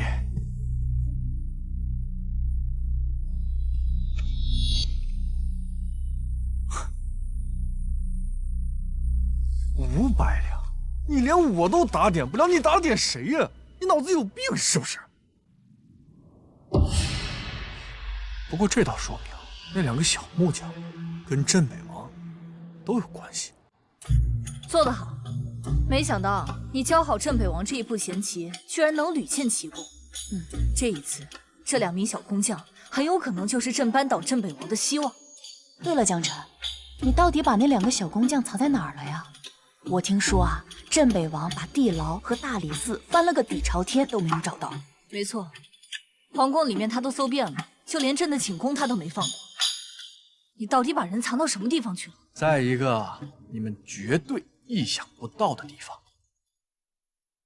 你把人藏到了云飞宫里？你怎么猜到的？废话，你又不可能把人藏到宫外，而宫里柔妃是谢远的人，肯定不能藏。朕的宫里他已经搜查过了，14的住处更不用说。对啊，剩下安全的地方就是其他嫔妃的寝宫。除了柔妃，你与云妃相处最深，而且云妃是老相国的孙女，她的住处谢远自然不敢轻举妄动。也好，你将人藏到了云妃那里，朕多少也能安心一些。你好厉害啊！竟然能想到把人藏到云飞宫里，真厉害。14，朕明明也想到了好吗？是，陛下，你最厉害了。走，你们都给朕走，朕想静静。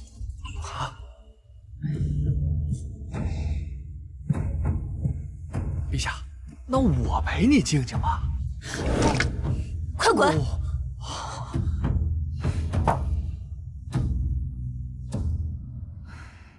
镇北王，你可知罪？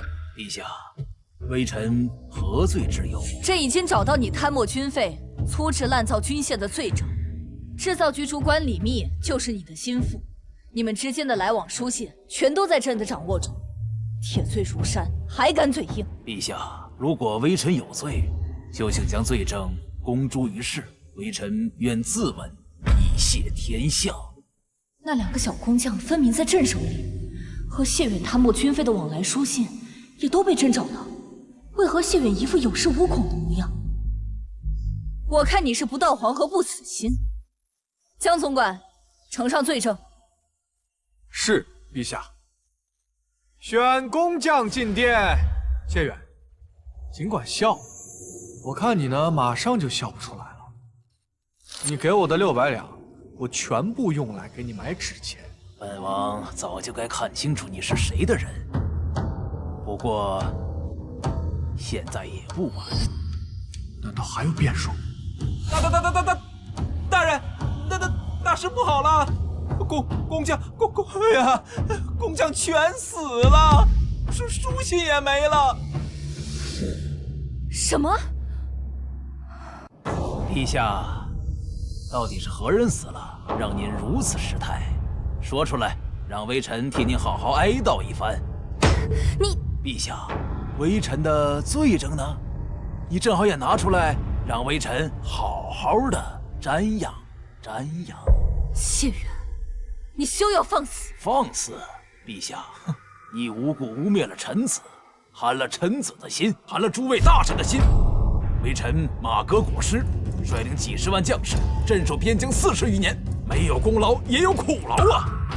如今到了陛下口中，我却是一个贪赃枉法、助数十万将士于不顾的大奸臣。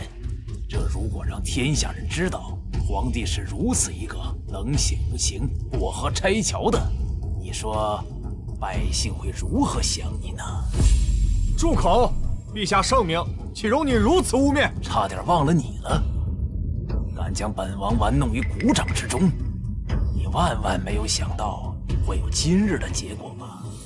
叫你一声江总管，你真当自己有本事了是吗？你这个阉人！谢远，你到底想怎么样？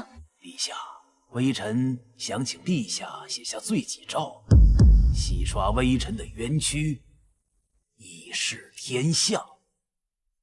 罪己诏，这罪己诏，还是镇北王你自己下。江辰，你说什么？江总管，饭可以胡吃，话却不能乱说。这罪己诏是因为陛下污蔑了本王，为何还要本人亲自写？不错，就是你下。陛下请看，诸位大臣请看，这个就是你镇北王私通制造局军械坊主管李密的信件。这里面呢，有镇北王的私印，有你中饱私囊的罪证。蒋颜狗，你血口喷人！哦，我是不是血口喷人？陛下一看便知。你劫杀人证的时候，没有想到我会把人证物证分开保存吧？你收回去的那些信件是我们造的。不可能，这绝对不可能！陛下，如果我冤枉了镇北王，取我江臣的人头，如果情况属实，镇北王，你该当何罪啊？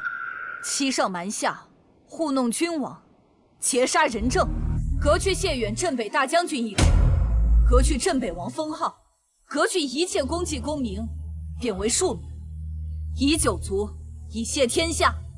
不仅如此，还要记入史册，遗臭万年，永被骂名。证据确凿，来人啊，将谢远押入天牢，命大理寺彻查此案，不得有误，如有阻挠者，一律杀无赦。慢着，陛下，你不能杀我。哦，陛下堂堂大于天子，还不能杀你一个罪大恶极的奸臣，这还需要你同意啊？无妨，朕倒是想要听一听看，朕为何不能杀你？我战功无数，先帝御赐了一块免死金牌，可免死罪一次。一将功成万骨枯，一将无能累死千军。你这个镇北王的封号，你这块免死金牌，是踏着无数的忠骨得来的，你好意思说你立功无数？朕要杀你，你以为是一块免死金牌能挡得住的吗？启奏陛下，您恐怕真的杀不得你。老相国，朕不明白你的意思。陛下，您莫忘记，当初先帝御赐的免死金牌，并非只有一块。并非只有一块，那又怎样？谢远罪无可恕，为何杀不得？老臣言尽于此，请陛下圣裁。陛下就这么放了谢远吗？要是陛下一意孤行处死谢远，那这块免死金牌不就等于一块废铁吗？那些祖上发了免死金牌的世家大族，定会哗变。那会怎么样？那样朝堂之上就没有一个人会再听陛下的旨意了。江辰，万幸你将那几封信件替换了，要不然朕今天真不知道该如何收场。要不是你，朕怕是必须下罪己诏。你真是朕的一员副将。不过你不是把那2个人证放到云飞殿里了吗？怎么突然就死了呢？问题就出在这里，除非是我们3个，云飞、小桂子，我们当中出了奸细。我们3个不可能。云飞是老相国的孙女，老相国跟镇北王素不和睦，应该也不会是他。看来，只有可能是小桂子。就小桂子那点胆量，她应该是不敢的。你没看到她刚刚在议政殿上都被吓得魂飞魄散了？就算她不敢，也有可能是被谢远收买了。我在想，会不会是云飞泄露的消息？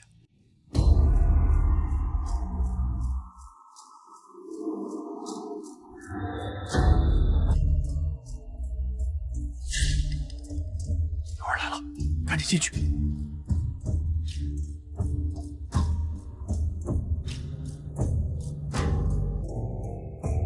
看不出这谢远平常5大3粗的，居然还收藏山水画。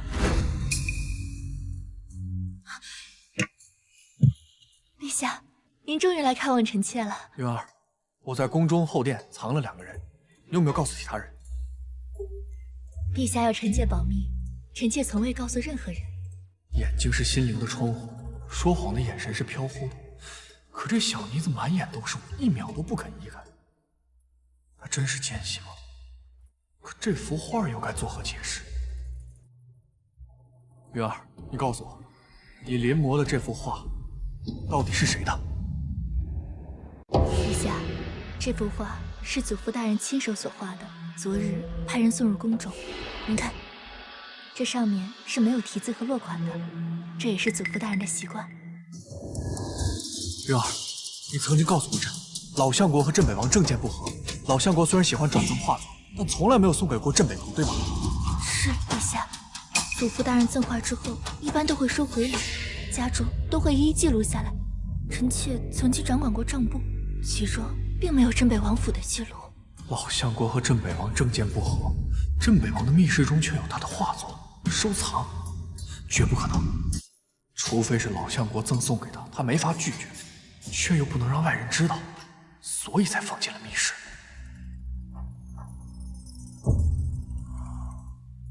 陛下，您怎么一直在冒冷汗？脸色这么差，是不是身体不舒服啊？来人，传太医。不必了，朕还有一些奏章没有批，今天过来就是看看你和孩子。你怀着身孕，千万不要站太久啊！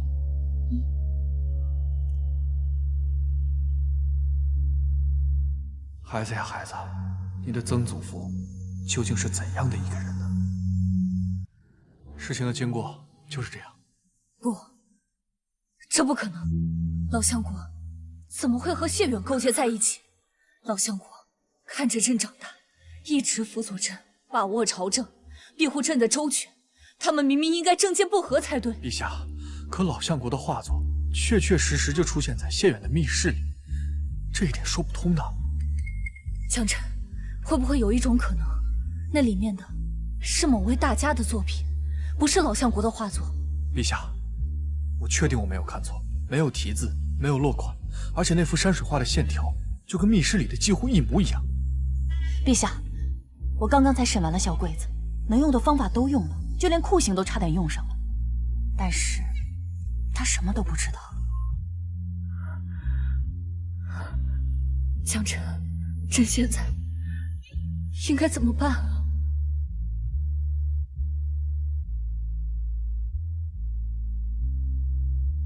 别怕，你还有我。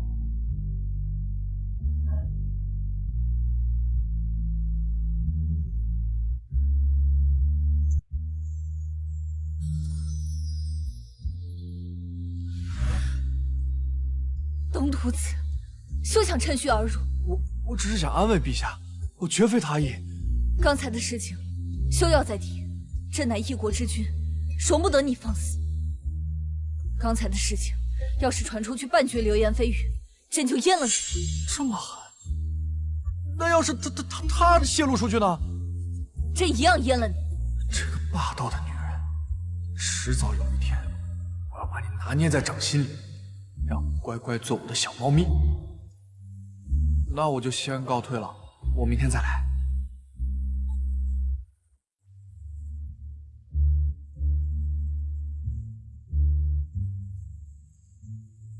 十四啊，你说江辰是一个什么样的人啊？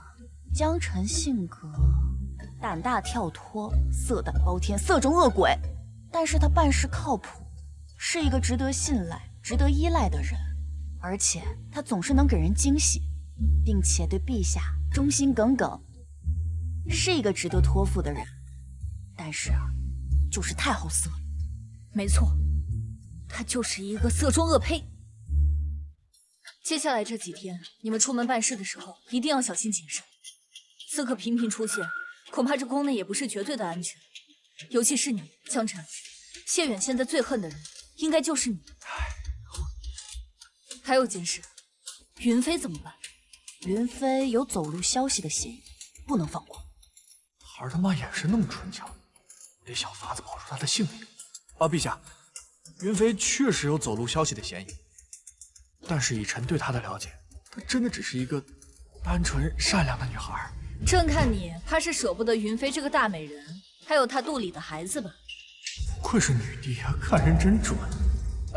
陛下，臣以为云飞现在是千万不能动的。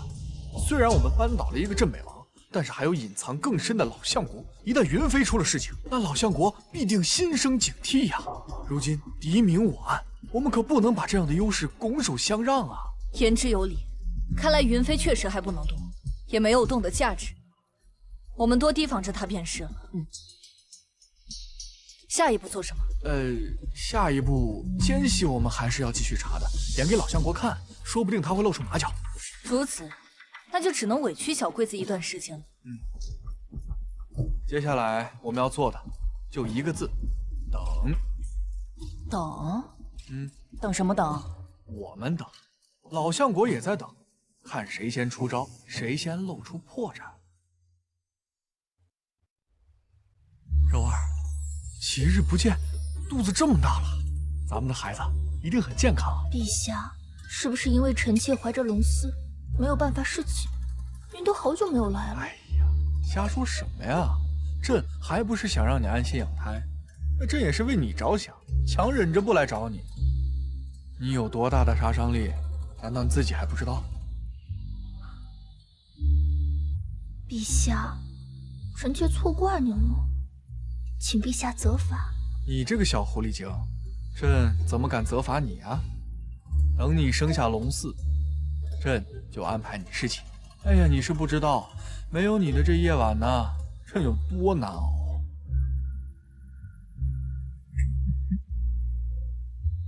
陛下，臣妾生产的时候万一难产了怎么办啊？保你，朕只要你，龙嗣什么不重要，只要你陪着朕，朕就安心了。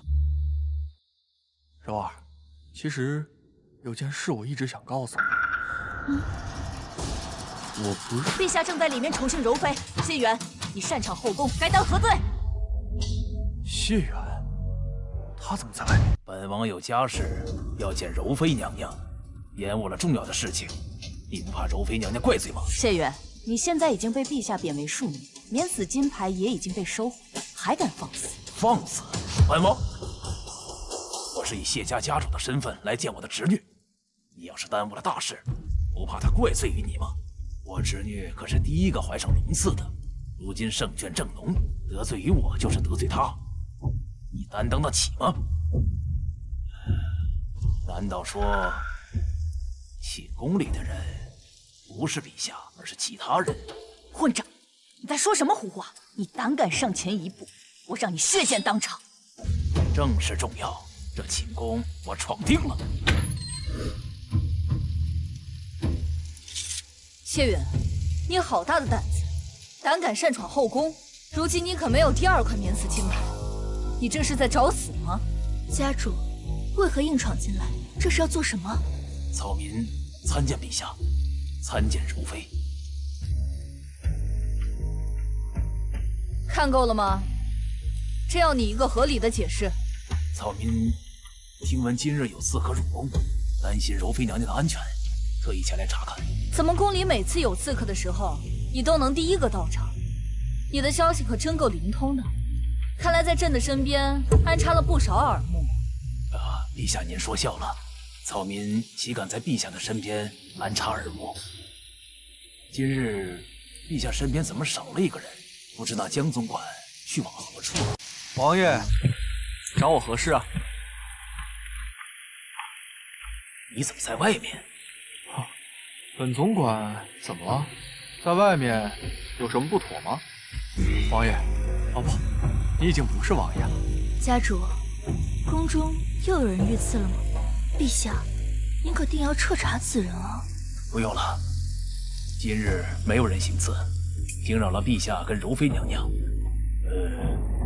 还请陛下恕罪。谢家主也是关心柔妃的安危，这又怎么会怪罪于你呢？只不过这擅闯后宫嘛，江总管该怎么判罪呢？擅闯后宫，这可是重罪。谢大人应该没有第二块免死金牌了吧？按照大禹律法，擅闯后宫者一律当。够了，谢家主，你今日辛苦了，还是早些回去吧。谢陛下。只不过这后宫不，整座皇城，已经不是你谢远想来就来、想去就能去的地方了。还请谢家主莫要自误。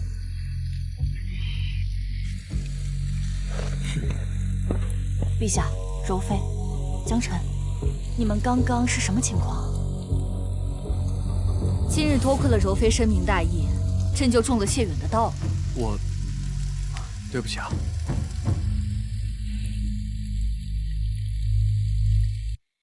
其实祭祀大典那天，我就觉得很奇怪，为何一直看不清陛下真容。后来谢远告诉我说，陛下有可能是女儿身，我这才知道，原来与我共赴巫山之人，并不是陛下。那你刚刚为什么还要帮陛下？人家都已经失身于你了，帮你是陛下授意，嫁鸡随鸡，嫁狗随狗了。而且我对你还挺满意的。只是因为这样，就这么简单？当然还有孩子的原因啊，不管他是不是龙嗣，但至少他是臣妾的第一个孩子，我不想失去。夫君把我母亲接入宫中，让她脱离苦海，臣妾感激还来不及呢。那天啊，祭典，我就觉得你母亲啊穿着过于朴素，便想着借着位分的机会，把你母亲送进宫里，一家团聚啊。臣妾的母亲在谢府是婢女，整日遭受毒打，日子难熬。现在陛下制服了谢远，臣妾心愿已了。之后陛下有任何事情，臣妾定当尽心尽力。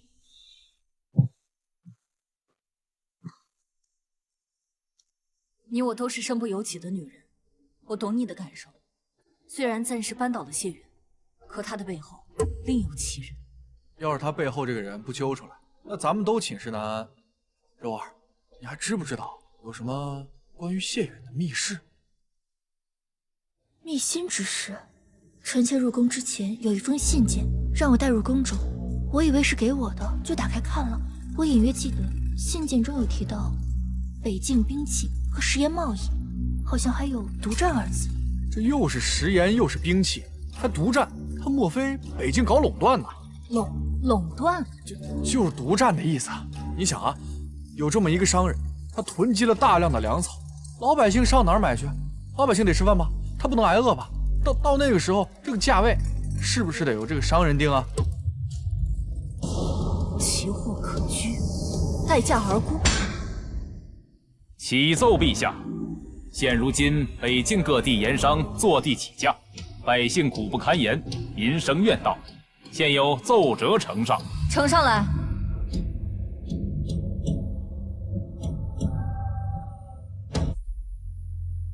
哼，趁水患危难时期低价买入食盐，大量囤积，待价而沽。好大的狗胆，还真以为山高皇帝远，朕拿他没办法了不成？陛下，现有谣言四起，称陛下皇位不正，德行缺失，导致天怒人怨，降下天灾。下一个便是北境。消息来源呢？仿佛有人刻意在民间散播流言，却无从查证。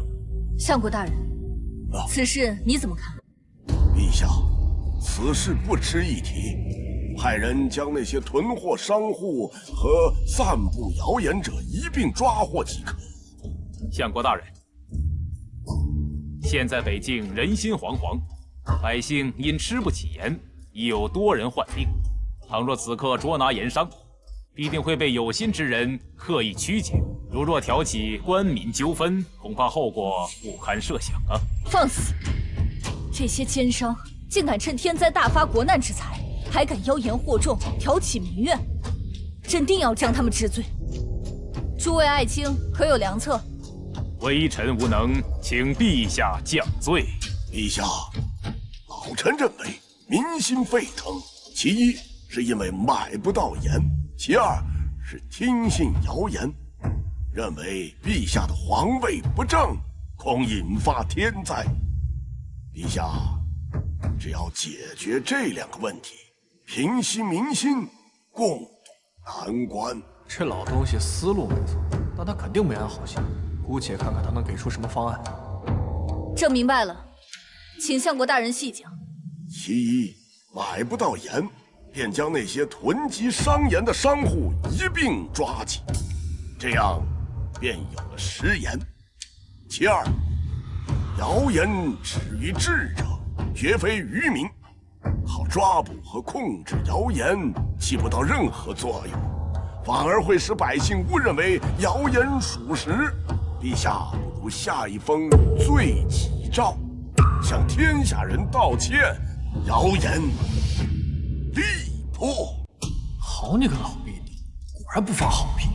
相国大人，你竟然让陛下下罪己诏，你安的是什么心呢？是让陛下向谣言低头，向天下人说自己皇位不正，那岂不是把整个北境的民怨都集中在陛下身上吗？并非是老臣所愿，实在是谣言难平，民心沸腾，故此才出此下策。既然是下策，你还出，这就是老相国为国为民的态度吗？江总管，一个内务总管，你应当珍惜陛下给你提供了这样一个机会，管好你分内之事，莫要插手朝廷大事。那你为什么不做好自己的分内之事，而把民怨集中在陛下身上？你是三朝老臣，你是国之柱石，你为什么不自己下罪己诏？你要下的诏，这效果不比陛下差吧？伶牙俐齿，老夫只是一介臣子，怎可与陛下相提并论？江总管对此事如此上心，难不成平息民愤的好办法？上心？我当然上心，我怎么可能任由你欺负我媳妇儿？江总管，不必勉强。如果没有办法，直说便是。实在不行，朕可以下罪己诏，以平民怨。陛下，你对这个江总管真是器重啊！莫要忘了，他只是一介阉人。相国大人，注意你说话的语气，阉人也是人。陛下息怒，在下确实有个法子。难不成你要替陛下立罪己诏？出现问题，那就解决问题。最大的民怨，并不是来自于谣言，而是老百姓没有言耻。陛下，我能解决食言问题，而且量大管饱。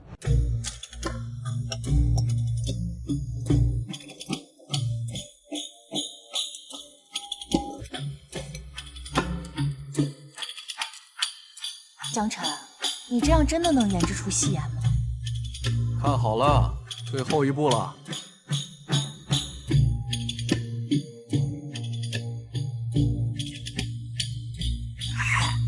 你怎么了？中毒了吗？哎呀！哎，怎么样？血！督办大人，你果然没有骗我，我真的出了戏言了，我已经可以独立制作戏言了。做得很好，公羊，你果然是一点就通，怪不得你叫公羊通呢。是大人的方法好，多谢大人给我这个机会。好好表现，加紧制造，我去向陛下给你请赏。这制造局空出来，那不就非你莫属了吗？啊！多谢大人提醒。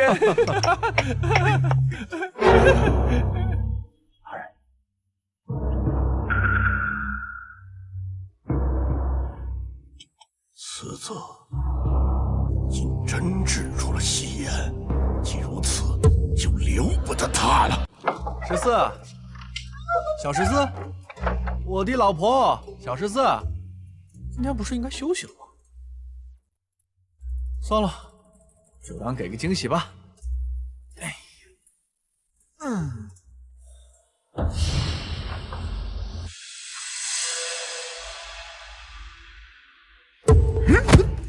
有刺客！大胆逆贼，速速受死！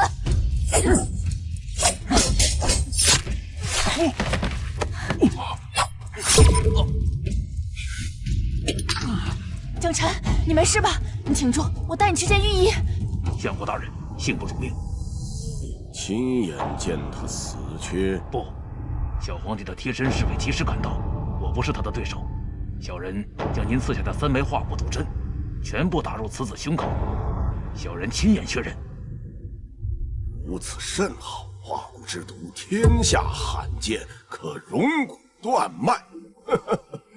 此子断然没有生还的道理。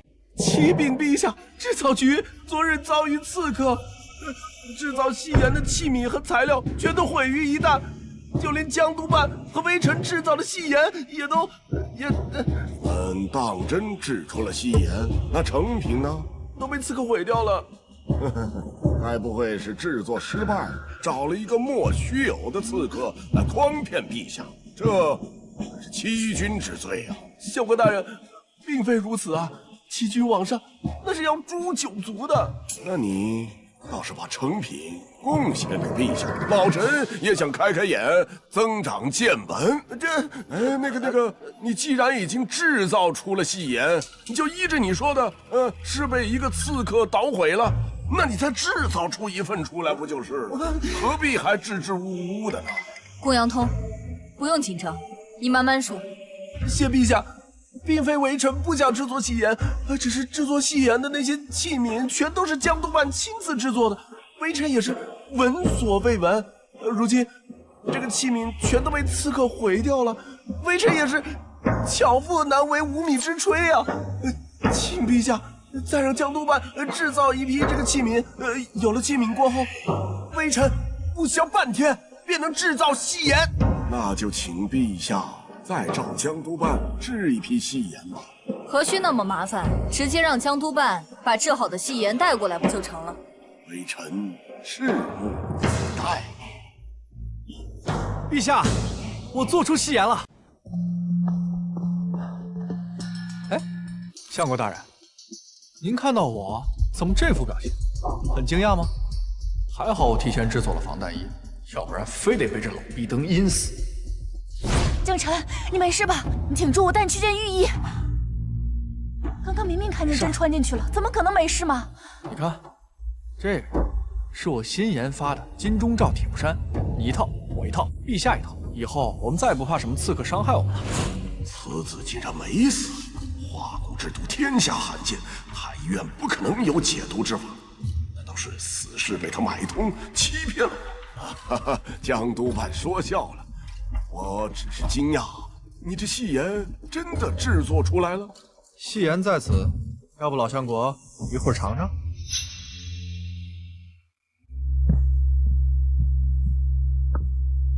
陛下，郭阳通，你来，让大家尝尝。哎，来，果然是戏言，江晨，真没有看错人。果然是戏言，而且比我们平时吃的盐更好100倍。哎，要是大禹百姓能吃到这样的好盐，必定能平复民怨。杨公子，此盐产量如何？是否能供得起我大禹所有百姓？尚书大人放心，就算整个京城人人把盐当饭吃，我们的制造速度也跟得上。江大人真乃神人也，是我陛下之福，大禹之福。真是戏言，真是好言啊！启禀陛下，再过几日，向我大禹进贡的满北使臣就要抵达京城，到时候也让他们北方蛮夷见识一下我们的戏言，让他们知道什么是天国上朝。江总管，朕命你设法扩大规模，批量生产戏言，用最快的速度覆盖整个大禹。是，陛下。倘若是有人再敢对官盐下手，朕定会追查到底，诛九族，杀无赦。小阉人，我且让你再蹦跶几天。北蛮使臣抵京之日，也是你死期来临之时。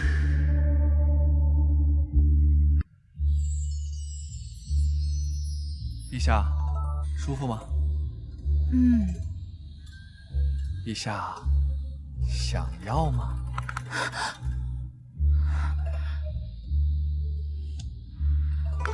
哇！陛下这么狠的手啊！自从有你推拿按摩之后，朕的寒疾之症减轻了大半。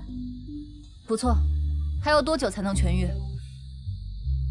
陛下，有句话说得好，大禹它不是一日建成的，寒疾它也不是一天形成的。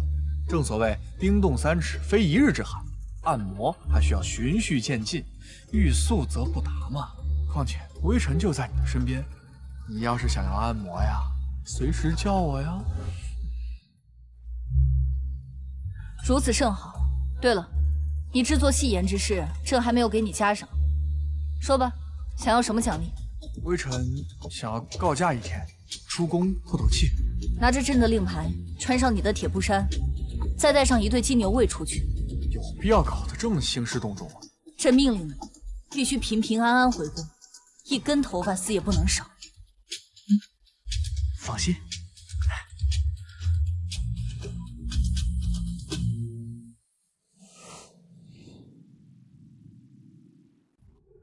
大于哪儿都好，但跟现代完全没法比，恐怕只有青楼值得一逛。我倒要看看京城最大的青楼有什么特别之处。你们3个就坐这儿，不要影响我发挥。但是放开了玩，本公子请客。江总管不是那什么吗？为什么带咱们来醉仙楼？过个眼瘾不行啊！咱们哥几个嘴里都淡出鸟来了，何况江总管？嘘，小点声，先找小娘子，反正江总管买单。哎呦呦，哎呀，这不是江公子吗？好久没来我们醉仙楼了，这儿的姑娘可都盼着你呢。把你们这儿最好的姑娘都给我叫上来啊！本公子有的是钱。好嘞。哇，大鱼真漂亮啊！这里有好多漂亮衣服，香喷喷的食物，而且他们的子民出门都不用带刀。我喜欢大鱼的文化，要是草原上也能有这一切，那就太好了。唉，但这里没有一望无际的大草原，也没有成群的牛羊啊。醉仙楼找到了，是喝酒的地方。阿玉，不要乱跑！这都已经换了3波，就没有一个能入得了我的眼。这个醉仙楼越混越差了。江公子，你以前可是最宠咱们这儿的小红、小蓝、小绿了，如今怎么都瞧不上了呀？废话，本公子每晚睡的都是14、柔妃和云妃那样的极品美女，哪还看得上青楼里的普通女子？这人呐，站得越高，眼界也越开阔。不是我说你们这儿到底还有没有美人？没有的话，我不奉陪了。哈哈，江总管还说什么格局打开？格局再大，没那玩意儿有什么用？喝酒都管不了你的嘴，让江总管听到了，小心吃不了兜着走。嘘，小点声。这，咱们醉仙楼这么多姑娘，都入不了您的眼。啊，倒还真有一位姑娘，说不定能入得了江公子的眼，就是咱们这儿的花魁。真的吗？只要做14赢了就能看美女，喝酒还不要钱。我要参加，我要参加。江公子，我说的就是那位惊鸿姑娘，是咱们这里的花魁。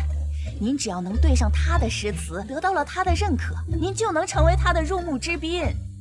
知道了，忙吧。啊，什么花？恐怕还不如眼前这个充满异域风情的小妮子。哪里来的小娘子啊？竟生得如此俊俏，不如过来陪大爷玩玩。我才不要跟你玩，我要作诗喝酒。本公子这里啊，没酒管够。我才不要，我要靠自己作诗喝酒。哎，这小娘子和惊鸿姑娘我都要了，你们听好了，醉仙楼里娘们儿多，1个、2个、3、4个。惊鸿姑娘来见我，选我入幕，银子多。好事，好事，好事！哎呀，就这种烂诗也硬夸呀？啊，这是诗吗？你算什么东西啊？敢评价我的诗？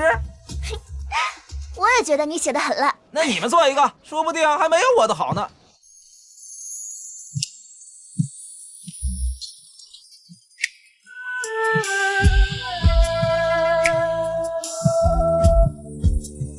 听闻有客人作诗，小女子特地前来，洗耳恭听。哎，你们看，惊鸿姑娘为我露面了。如果之后的客人作诗的水平和这位公子一样，那么大家可以离开了。美女姐姐，阿玉要作诗。好的，惊鸿姑娘，算我一个。哎，还有我也要参加。你已经出局了。我的诗这么好，今日说什么惊鸿姑娘都得陪我，不然的话，我把你们醉仙楼给拆了。但是你已经出局了。不是你算什么东西啊？啊，敢这样跟我讲话，信不信我废了你？还有你，今晚上必须陪我。公子请自重。哎，你干什么？瞧你这德行，真把自己当风流才子啊！没听见人家惊鸿姑娘说请自重，聋了听不见啊？你敢这样跟我说话，我会让你死得很难看的。来人，这位公子醉了，帮他醒醒酒。啊，惊鸿姑娘，我们继续。好，这位姑娘先请。十路牛羊不用牵，下来群饮碧溪泉。儿童骑马寻王谷，只在东沟西谷边。好诗，好诗，通俗易懂，言简意赅。阿玉姑娘好文采，作为一个异族女子，挺不容易的。哼，你先赢了我再说。葡萄美酒夜光杯，欲饮琵琶马上催。醉卧沙场君莫笑，古来征战几人回。还有敕勒川，阴山下，天似穹庐，笼盖四野。天苍苍，野茫茫，风吹草低见牛羊。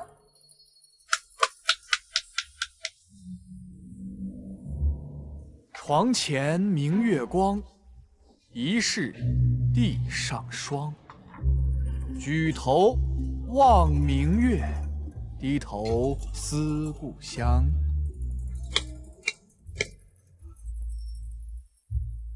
阿玉，不好意思，阿玉，我们走。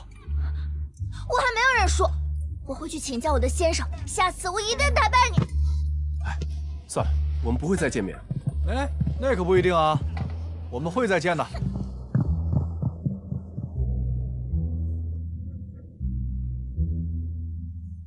惊鸿姑娘，请吧。好，今晚惊鸿就是公子的人。大人，江晨一行人去了醉仙楼。他一个太监去醉仙楼干什么？属下不知，但是这个江晨似乎颇有几分文采，靠吟诗作对赢得了头牌惊鸿姑娘的芳心，现在已经进房间了。难道这个江晨是个假太监？本王试探多次，却屡屡碰壁，没想到他却自曝身份。赶紧带人去醉仙楼，这次无论如何不能让他再逃脱了。是。江公子，方才您在楼下仗义直言，惊鸿敬你一杯。举手之劳，无足挂齿。公子真是好酒量，那奴家再敬你一杯。哎呦，今天本公子啊不胜酒力，还是早些休息好。什么东西这么坚硬？当然是本公子的命根子呀！你没醉，你装晕。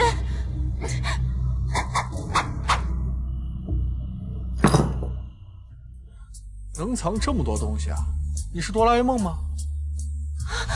来吧！你放开我！你到底是什么人？这话应该我问惊鸿姑娘吧？你藏这么多的暗器，看着也不像是个青楼女子呀。你到底是什么人呢？公子真是好眼色，不过知道奴家真实身份的人，已经全都不活在这个世上了。陛下，江晨在京城最大的青楼里大出风头，并且还去了花魁的房间。混账！这个色鬼投胎的混蛋，说是要出宫透气，居然偷到青楼去了。朕这后宫嫔妃，难道还不如那青楼女子吗？陛下，息怒。息什么怒？等他回来，朕要把他给阉了。是。还没睡呢。朕要是睡了，怎么会知道你江公子在醉仙楼大出风头啊？哪里，都是一些小聪明罢了。江晨，你还敢去青楼啊？信不信我阉了你？哎，二位，我差点就没回来，你们就饶了我吧。这醉仙楼什么歪瓜裂枣，我以后再也不去了。哼，你这种色中恶鬼，要是不阉了你，你迟早有一天会祸害良家女子。等等，不是，陛下，你刚刚说什么？差点没回来。陛下不是派了金牛卫保护你吗？甭提了，贼人把那醉仙楼给围了，就是冲我来的。金牛卫的兄弟为了保护我都受了伤，现在太医院包扎呢。看你以后还敢不敢随便出空透气？不敢了，再也不敢了。下次还敢？哎，不过陛下，这次啊，并非完全没有收获。醉仙楼的惊鸿姑娘很有可能掌握了能够扳倒老相国的证据。谢远，你披甲挂刀前来面圣，你是何居心？陛下，谢远并非是行刺，否则不会独自一人。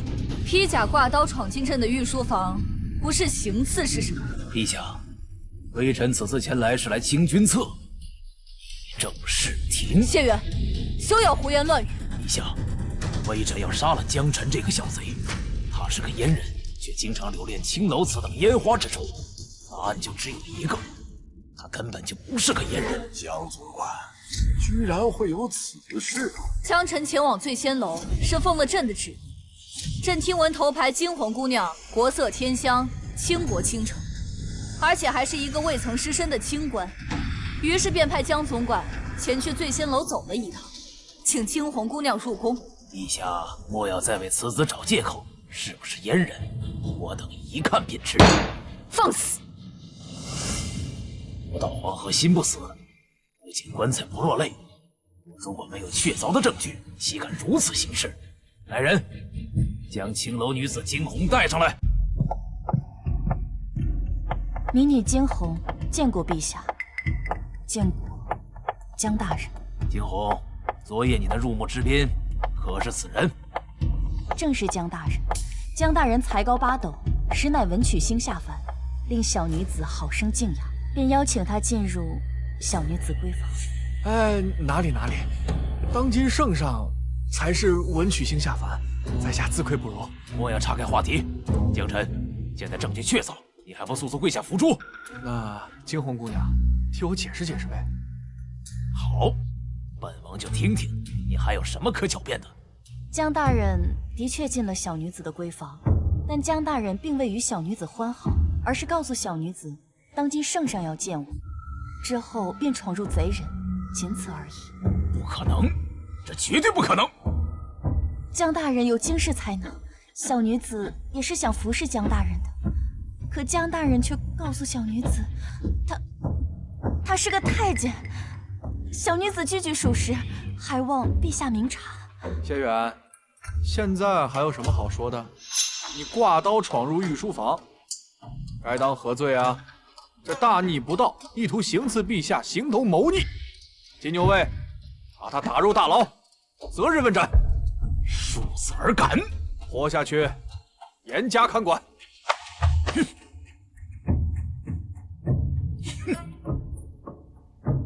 启禀陛下，北蛮使臣已抵达皇宫，是否召见？来得好，今日下午让他们去议政殿恭候。阿玉姑娘，没想到这么快就要见面了。十路牛羊不用牵，下来群饮碧溪泉。儿童骑马寻王谷，只在东沟西谷边。敕勒川，阴山下，天似穹庐，笼盖四野。这什么情况？北蛮使臣不肯纳贡，扬言要在大虞人士最擅长的诗词领域击败大虞。他们要是输了，愿意双倍纳贡；但倘若他们赢了，今后都将不再纳贡，而且不再向大虞俯首称臣。蜀国本来就应该纳贡，这不是靠拳头比出来的。做诗词是个什么意思啊？你以为陛下不知道啊？你别忘了，现在那些将士手中都是军械房里的破铁，上战场不是让他们去送死吗？我忘了这茬了。那现在战况如何了？现在已经输2轮了，再输1轮就彻底完了。2个状元都输了，现在没有人敢上场。如果谁再输了，就会被钉在文人界的耻辱柱上。还有谁？堂堂大虞，天朝上国，你作诗竟然比不过我们蛮人。哎，大禹固步自封已久，无论是从诗词还是军事，恐怕早就不如我北蛮国了吧？蛮夷之辈，安敢欺我？难道我大于无人了吗？老相国，听闻您对诗词颇有研究，能否战胜这个小丫头？陛下，老臣年岁已大，未免有欺压幼小之嫌，恕臣不能应承。如果没有人的话，那我们北蛮以后可就不纳贡了。我看这大禹果真无人，竟无一人敢应战。谁说我大禹没有人呢？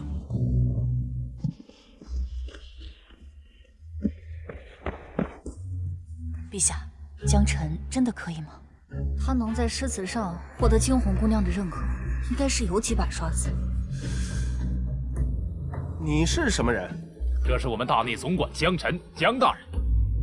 兄台，劳烦让一下啊！大内总管，一个太监，谁跟你是兄台？没看到我正在忙正事吗？滚远点！放肆！听到没有？陛下说你放肆，臭阉人，赶紧滚！你又不是他的对手，你不已经输了吗？你算哪根葱，敢对我指手画脚？你知道我是谁吗？我乃当科状元。当科状元又如何呀？输了就是输了。他是我的手下败将，我凭什么不能对你指手画脚？此女的诗词水平，连我这个大禹青年翘楚都甘拜下风，就你这小太监，凭什么赢她？是哪首诗啊？听好了，葡萄美酒欲光杯，欲饮琵琶马上催。阿玉姑娘，这首诗是你写的呀？阿玉错了，阿玉实在是太喜欢你的诗了。等等，你这话什么意思啊？哎呀，这首诗是他的，我只是觉得厉害，念出来玩，是你们自己非要跟我比的。蛮人，死太监，你们竟敢联合起来辱我！混账！朕忍你很久了，听到没有？陛下震怒了，你死到临头了！混账！我说的是你，满嘴脏话，还敢自称大禹青年翘楚，哼，瞧不起太监是吧？来人呐，把他给我阉了！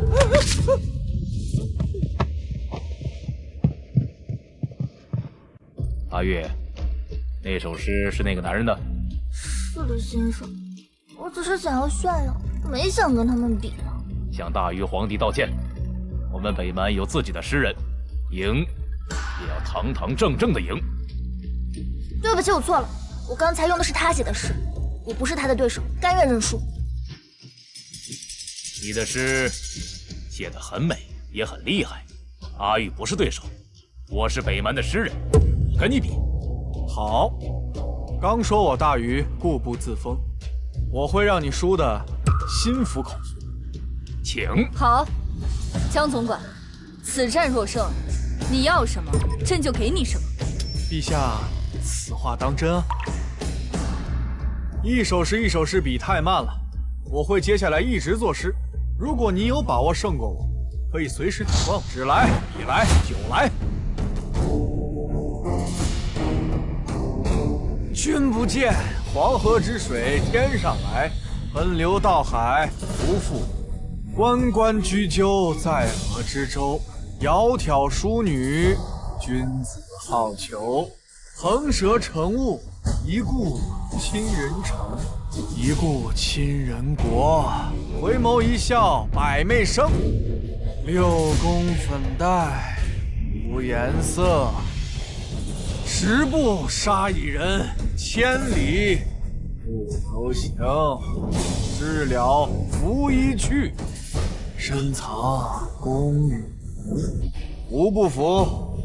江辰，你今日不仅为我大禹扳回一城，还创造出了前无古人后无来者，连创百诗的战绩。我替陛下问你一句，你想要什么赏赐？赏赐？陛下不都已经把赏赐给我了吗？今夜为父要你们一起侍寝。当徒子，你还真是不知羞耻。不愧是我最喜欢的男人。惊鸿姑娘，你可别忘了，你还差我一夜春宵呢。可惜臣妾怀有身孕，没法侍寝。谁说侍寝就一定要做那事儿？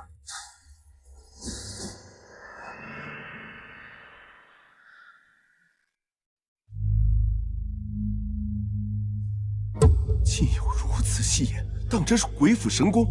这戏言与军械的猫腻被发现，都是出于作诗之人的手笔。此人不除，后患无穷啊！我明白了，你想让我杀死他？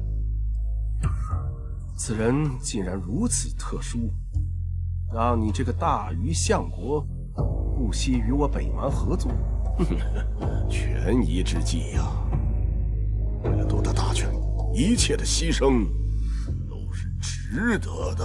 你们大禹的事情我不懂，但是答应我的铁和盐一点儿都不能少。哼！江辰，你死定了！北蛮今年前来纳贡，却总找借口推迟，真不知道他们葫芦里卖的是什么药。你想啊，要是我们国富民强，他敢不给我们纳贡吗？也就是现在镇北王被贬为庶民，北境无人镇守，那才动了一些小心思。这可如何是好？若北蛮大军压境，北境军队恐怕是无力抵抗了。陛下，你就不用担心了。自从我接管了那个制造局，我打造了上万人的装备，北境坚守一段时间不成问题。是上次你给朕无敌铁布衫的那种吗？比无敌铁布衫更厉害。江辰，你可真是朕的一员福将，朕真不知道该怎么感谢你才好。你又来了，都说了我们是一家人，你那么客气干嘛？谁跟你是一家人了？对了，云飞那边得赶紧处理。老相国好像发现我们在调查他了。我们手里拿着惊鸿这张牌，老相国定然是翻不了身的。至于云飞，我现在就去。陛下怎么今日白天来看望臣妾了？是不是臣妾惹陛下不开心了？请陛下责罚。快起来，快起来！这件事跟你没什么关系。你要是跪疼了，这还心疼呢。臣妾一时情急，忽略了龙嗣，请陛下责罚。朕啊，不心疼龙嗣，只心疼你。云飞，我有件事想跟你说，但是你听了之后别太难过。不会的，不会的，祖父大人怎么能做出如此惨绝人寰之事？陛下，是不是哪里搞错了？你知道的，祖父大人不是那样的人啊。这个女婴啊，现在就在宫里，年纪跟你一般大，要不要见见她？臣妾愿意见她。民女见过陛下，见过云妃娘娘。昨天朕不是封你为红妃吗？谢陛下。当年那件事可有证据？先帝在位时有叶徐左右二相，这徐相还是叶相亲手提拔上来的。就在叶相如日中天的时候，一场莫须有的罪名强加在他身上，说他是乱臣贼子。叶相曾相求徐相为他说几句好话，可徐相却说这一切都是他的手笔。自那以后，徐相住进了叶相的府邸，占据了他的操路，成为了世人敬仰的相国公。这封书信就是当年的证据之一。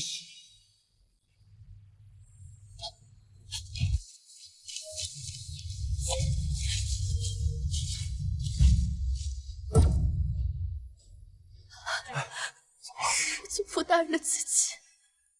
那草庐当中，说不定还有我祖父叶相的尸首。我看你面善，不像坏人，有机会的话，记得替我去祭祀一下。臣妾收拾一下，马上回去。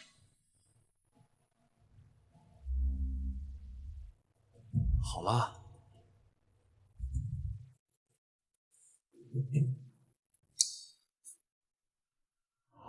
除羽毛断发，要让所有将士都拿到这样的好武器。是大人。哇，好厉害的宝刀，竟然能吹毛断发！你什么时候进来的？这你别管，这样的好刀肯定很贵吧？100两黄金卖我一把。其实这个刀，黄金是吧？你认真的？我最多出到200两黄金，再多真没有了。成交。江大人，刀的成本才5两银子不到，你是不是太黑了？闭嘴！少不了你的好处。而且他是蛮子，人傻钱多。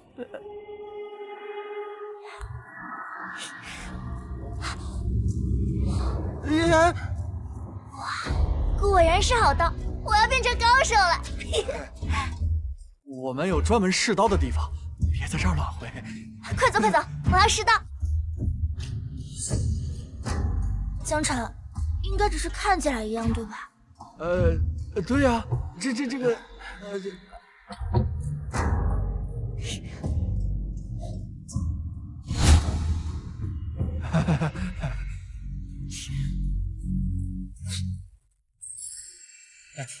我也没有骗你吧？100把刀中肯定有那么2把不能吹毛断发的吧？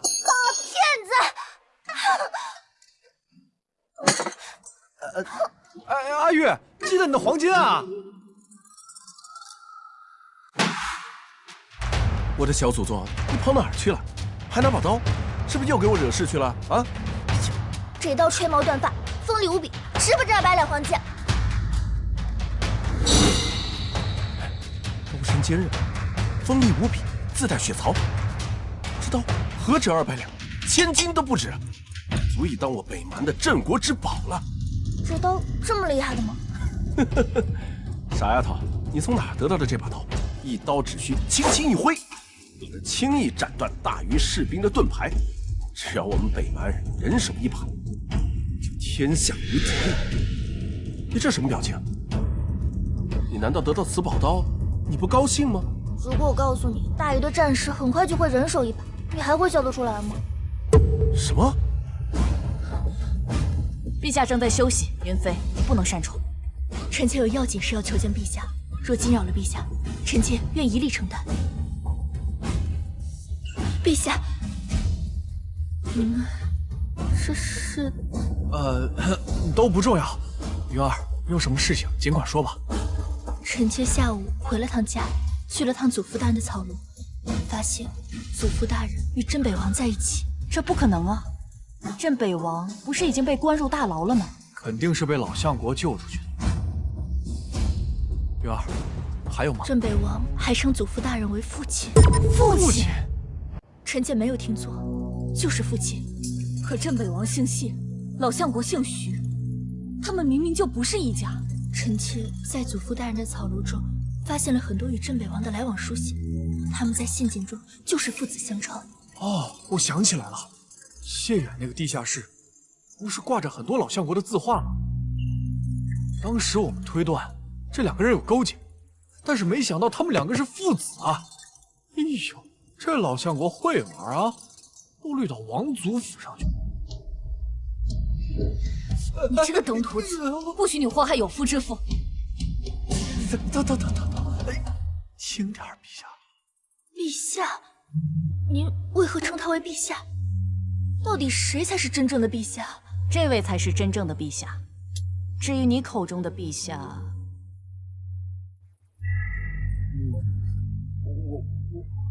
我是陛下的夫君，某种程度上来说，我也是陛下。什么跟什么呀？陛下的夫君是什么意思啊？我是你的夫君，也是陛下未来的夫君。陛下是一个女子，这下你听懂了吧？登徒子，朕还没答应你呢，还说祖父大人会玩，陛下才是真的会玩。云儿，此去北境之行，一定要行迹隐蔽，不可大张旗鼓，让皇帝小儿发现。为父盼着你有一天率领大军夺得大权的一天。父皇保重。儿臣只恨没能亲手宰了那个狗阉人。无妨，明年的今天就是他的忌日。父皇是有什么安排吗？戏言、军械、诗词，你觉得北蛮人能容得下他吗？为何容不下？我们已经决定终止与阁下的合作，转而和江辰大人合作。北蛮使臣，你为何终止合作？难道希望我大禹永镇北蛮吗？大禹的相国啊，你根本不知道我们北蛮想要的是什么，也不知道我们害怕的是什么，这才是我们无法合作的真正原因。和一个阉人合作，真是不知羞耻。那被阉人打败的你，有什么资格说这种话？用你们大禹的话来说，两个井底之蛙，根本不知道自己面对的是什么对手。再说一遍，无知！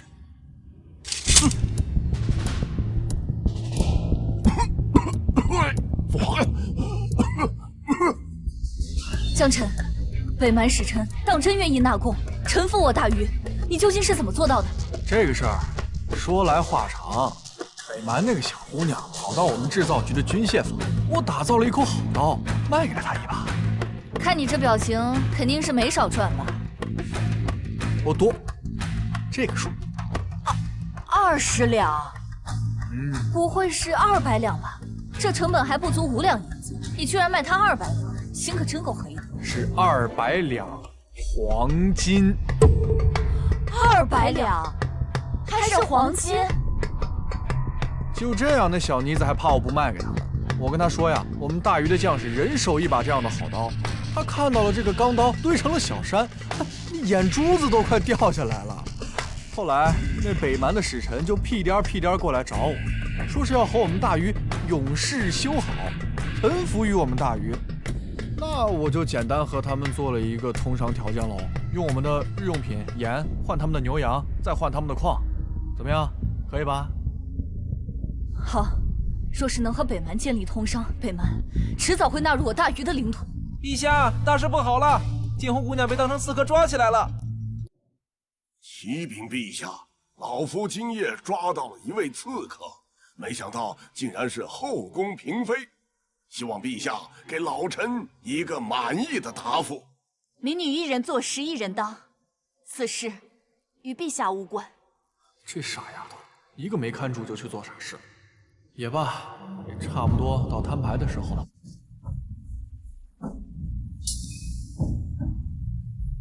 相国大人，你可还记得叶相？陛下，老夫年事已高，很多事情不记得了，不知道您说的人是谁呀？不记得，我来帮你回忆一下。我那被你害死的祖父，一路提拔你的老师叶相。这些年来，我无时无刻不想杀了你。我叶惊鸿背负叶家100余口人的血债，活到今天，就是为了跟你做个留团。难不成你就是叶家那个活下来的娃娃？你应该叫叶翩然才是。没错，我就是叶翩然，我化名惊鸿，委身于此，只是为了结交达官显贵，好找到刺杀你的机会。哼，我倒是没想到啊，你这个老贼竟然不结交任何官员，反而总是待在草庐。怎么，你想祈求我祖父原谅你不成？老夫这一生对得起所有人，唯独对不住叶相。事已至此，老夫也没有什么不敢承认的。不错，叶相的死跟老夫有关，他的尸首就埋藏在老夫的草庐之下。枯坐草庐10余载，终于等到了今天。等这一天，你这话是什么意思？你不是想问老夫为何要害叶相一家吗？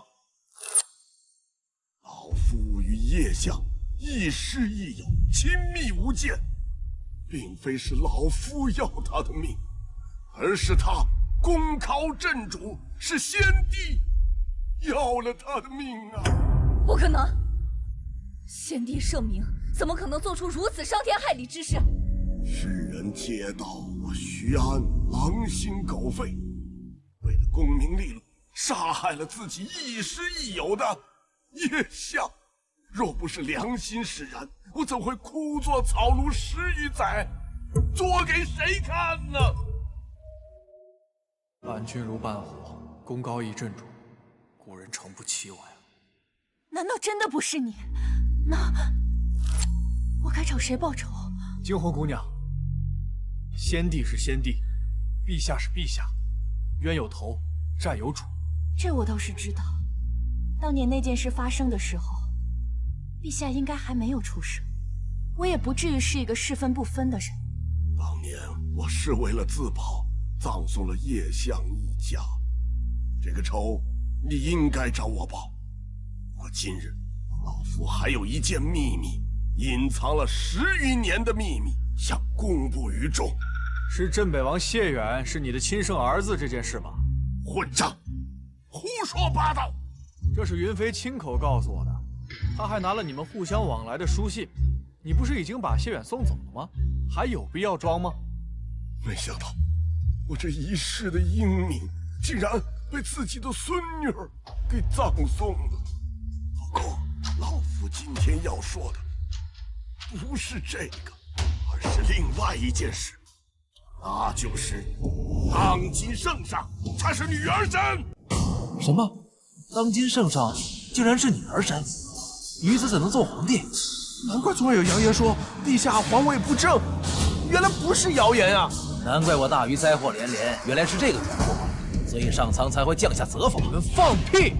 上苍的责罚？先帝在位时这个水患你们怎么不说？你们这群大臣是读圣贤书读到狗肚子里去了是吧？如此轻视一个女子，你们是没有母亲、没有姐妹、没有女儿吗？陛下继位以来，我大禹风调雨顺、国泰民安，你们看不到。偶然爆发一场水灾，你们就把责任全部推给陛下，你们简直枉为人臣！只要大禹国富民强，陛下他是不是女儿身重要吗？倘若有2个皇帝让你们来选，一个是荒淫无度的昏君，一个是兢兢业业保护百姓的女帝，你们难道还要选昏君不成？江辰，还好有你在。牙尖嘴利，无论你怎么说，百姓不会支持你一个女儿身的。如今谢远已经远遁北境，只要他振臂一挥，就会有10万北境军队来支持他。届时他挥师南下，直抵京城。最终这个天下还是我徐家的。糟了，镇北王在军中威望极高，他手握兵权，陛下如何能与之相抗？是啊，我们应当早做打算才行啊！难道你们要背叛大禹，投靠叛贼谢远吗？可耻！听到了吗？你这个女娃皇帝，你此刻退位让贤，将皇位让给我儿谢远，没准儿老夫还会饶你一条小命。大战当前，最忌人心不齐，得想办法聚集人心才行。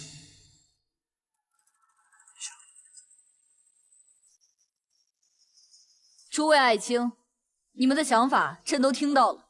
有人观望，有人投敌，有人反抗。若想投入谢远麾下的，现在可自行离去，朕只当没有这个臣子。但日后你们可莫要后悔。选择支持朕或者观望的人，必然会得到朕重用。但倘若再生2星，朕可不会给你们第2次机会。哎呀，所有尘封已久的秘密，我都说出来了，人也轻松了许多。活了这么久，老夫也够本了。叶家的娃娃，来送老夫一程。江辰，我该怎么办？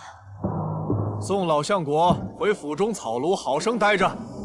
庶子，你要做什么？杀人不如诛心，想现在死，没那么容易。好好在草庐里待着吧。对，我相信我的祖父也乐意看见你一天一天的慢慢的死去。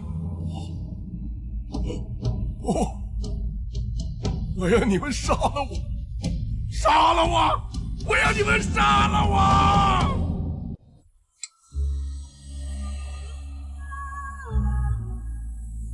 在朕眼中，父皇一直都是英明守女、勤政爱民。怎么会是这样的昏厥？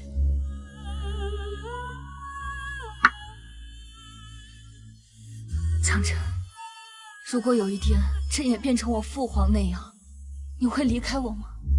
陛下，你在我心里是最重要的，我当然不会离开。而且在我眼里，你就是一个勤政爱民的好皇帝，我比任何人都要清楚这一点。真的吗？朕不信。哎，别再喝了，陛下，别再喝了，不喝了，时候不早了，我分区休息吧。你们不可信，都不可信。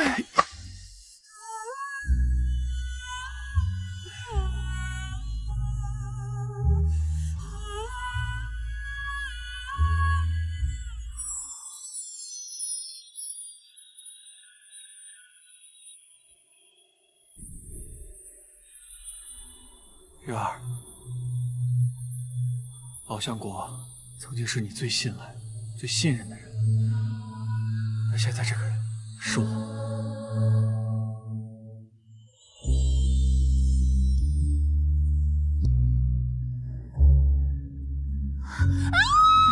邓秃子，你干嘛？我干嘛？哎，小声点，小声点！你谋杀亲夫你！陛下，刺客在哪儿？没有刺客，那个他乱叫呢。好你个邓秃子，竟敢趁虚而入，对朕下手！看朕今天非杀了你不可！月儿，你昨天喊相公不要停的，可不是这个态度啊！朕今日非杀你！14，守着门，今天为夫要一阵夫纲。陛下，我有一个好消息，一个坏消息，你想听哪个？朕喜欢先苦后甜，坏消息吧。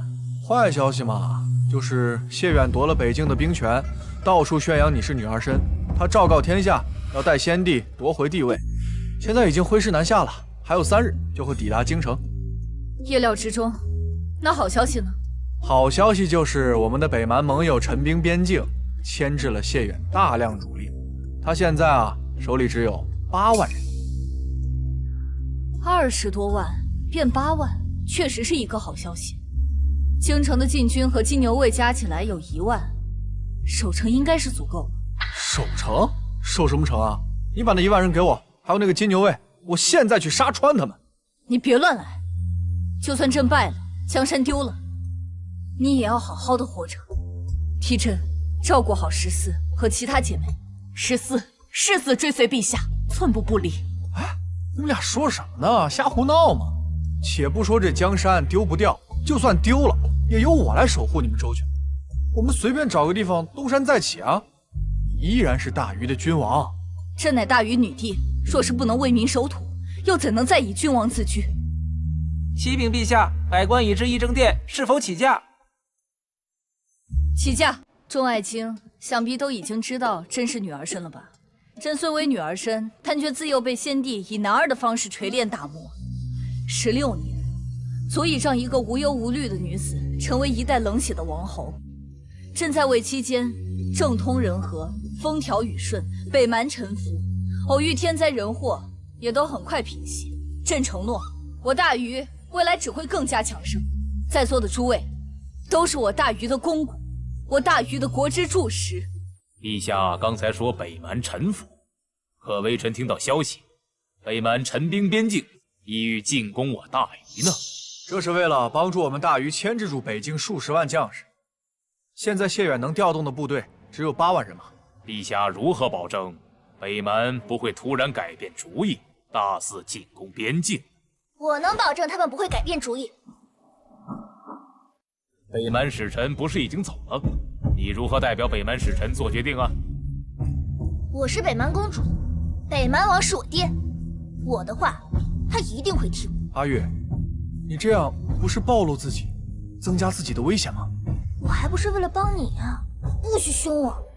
好，即便如此，谢远依旧有8万大军，京城满打满算只有不到1万兵卒，如何与之抗衡？诸位大臣可还记得军械坊贪污军费的案子？自然记得，这和谢远大军压境有何关联？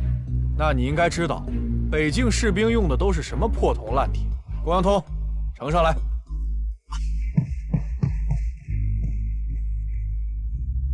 各位大人，此刀乃是江大人最新研发的神兵利器，可吹毛断发，削铁如泥。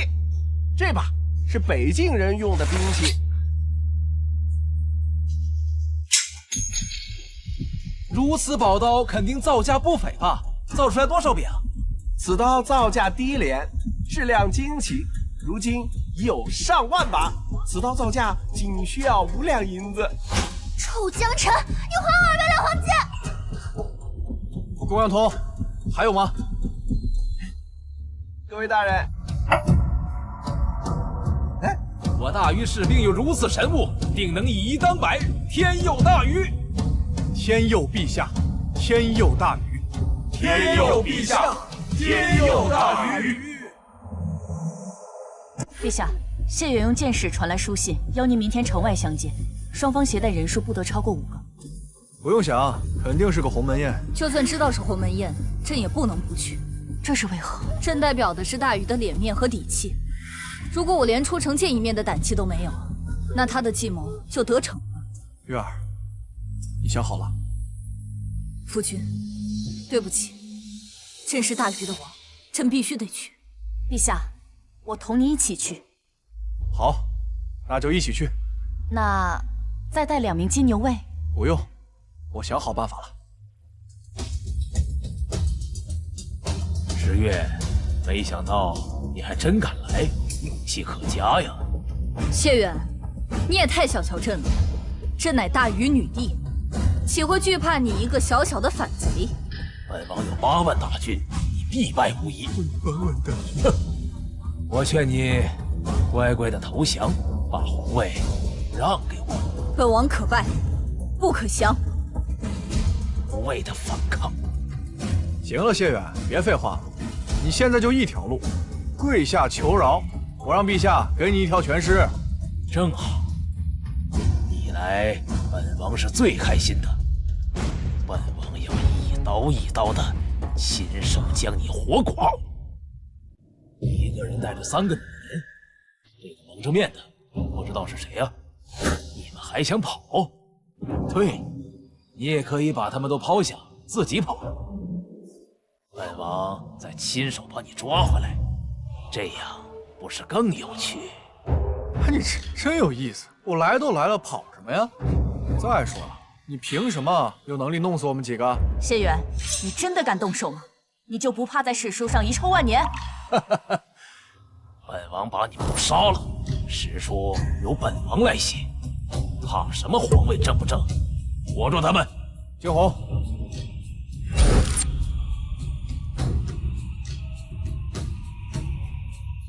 老相国在朝堂上处处与我针锋相对，总是坏我好事，没想到会有今天吧？落在了我的手里，千刀万剐。你觉得这个死法怎么样啊？老相国，他说他要把你千刀万剐。谢远，朕早就已经知道你们的父子关系了，不然你以为朕为何特意将他带过来？知道又怎么样？你以为我威胁到本王吗？元儿，为父只能帮你到这儿了。想死没那么容易。父亲，为了孩儿的无上荣耀，只好委屈您了。反正这世上没几人知道您是我的亲爹。给我杀！爹爹，这是什么呀？这个呀是火枪。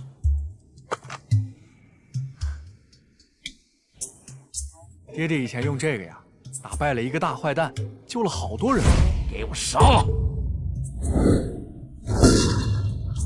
爹爹陪我玩。哎呀，这个呀就不要乱动了，出去玩去。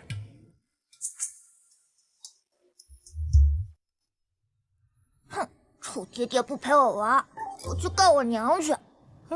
动不动就告你娘，你娘才不搭理你呢。爹爹还有事情要忙，你去外面玩会儿啊，去吧。哎呀，总算是糊弄走了，我算是知道夫君为什么只保大不保小了。我的孩子马上就会走路了，以后怕是日子不好过了。你们可真是站着说话不腰疼啊！我们都还没怀上呢。各位姐姐，还是多体谅体谅夫君吧，毕竟不胜腰力呀。回头我就去风去给爹爹，让他把虎王鞭从北京寄过来。朕明日就下令，让太医院全力搜集良方，一定让姐妹们都怀上。我这是逃出虎穴，又进狼窝是吧？姐妹们，听朕旨意，按住夫君，千万别让他跑了。遵命。别跑，别跑！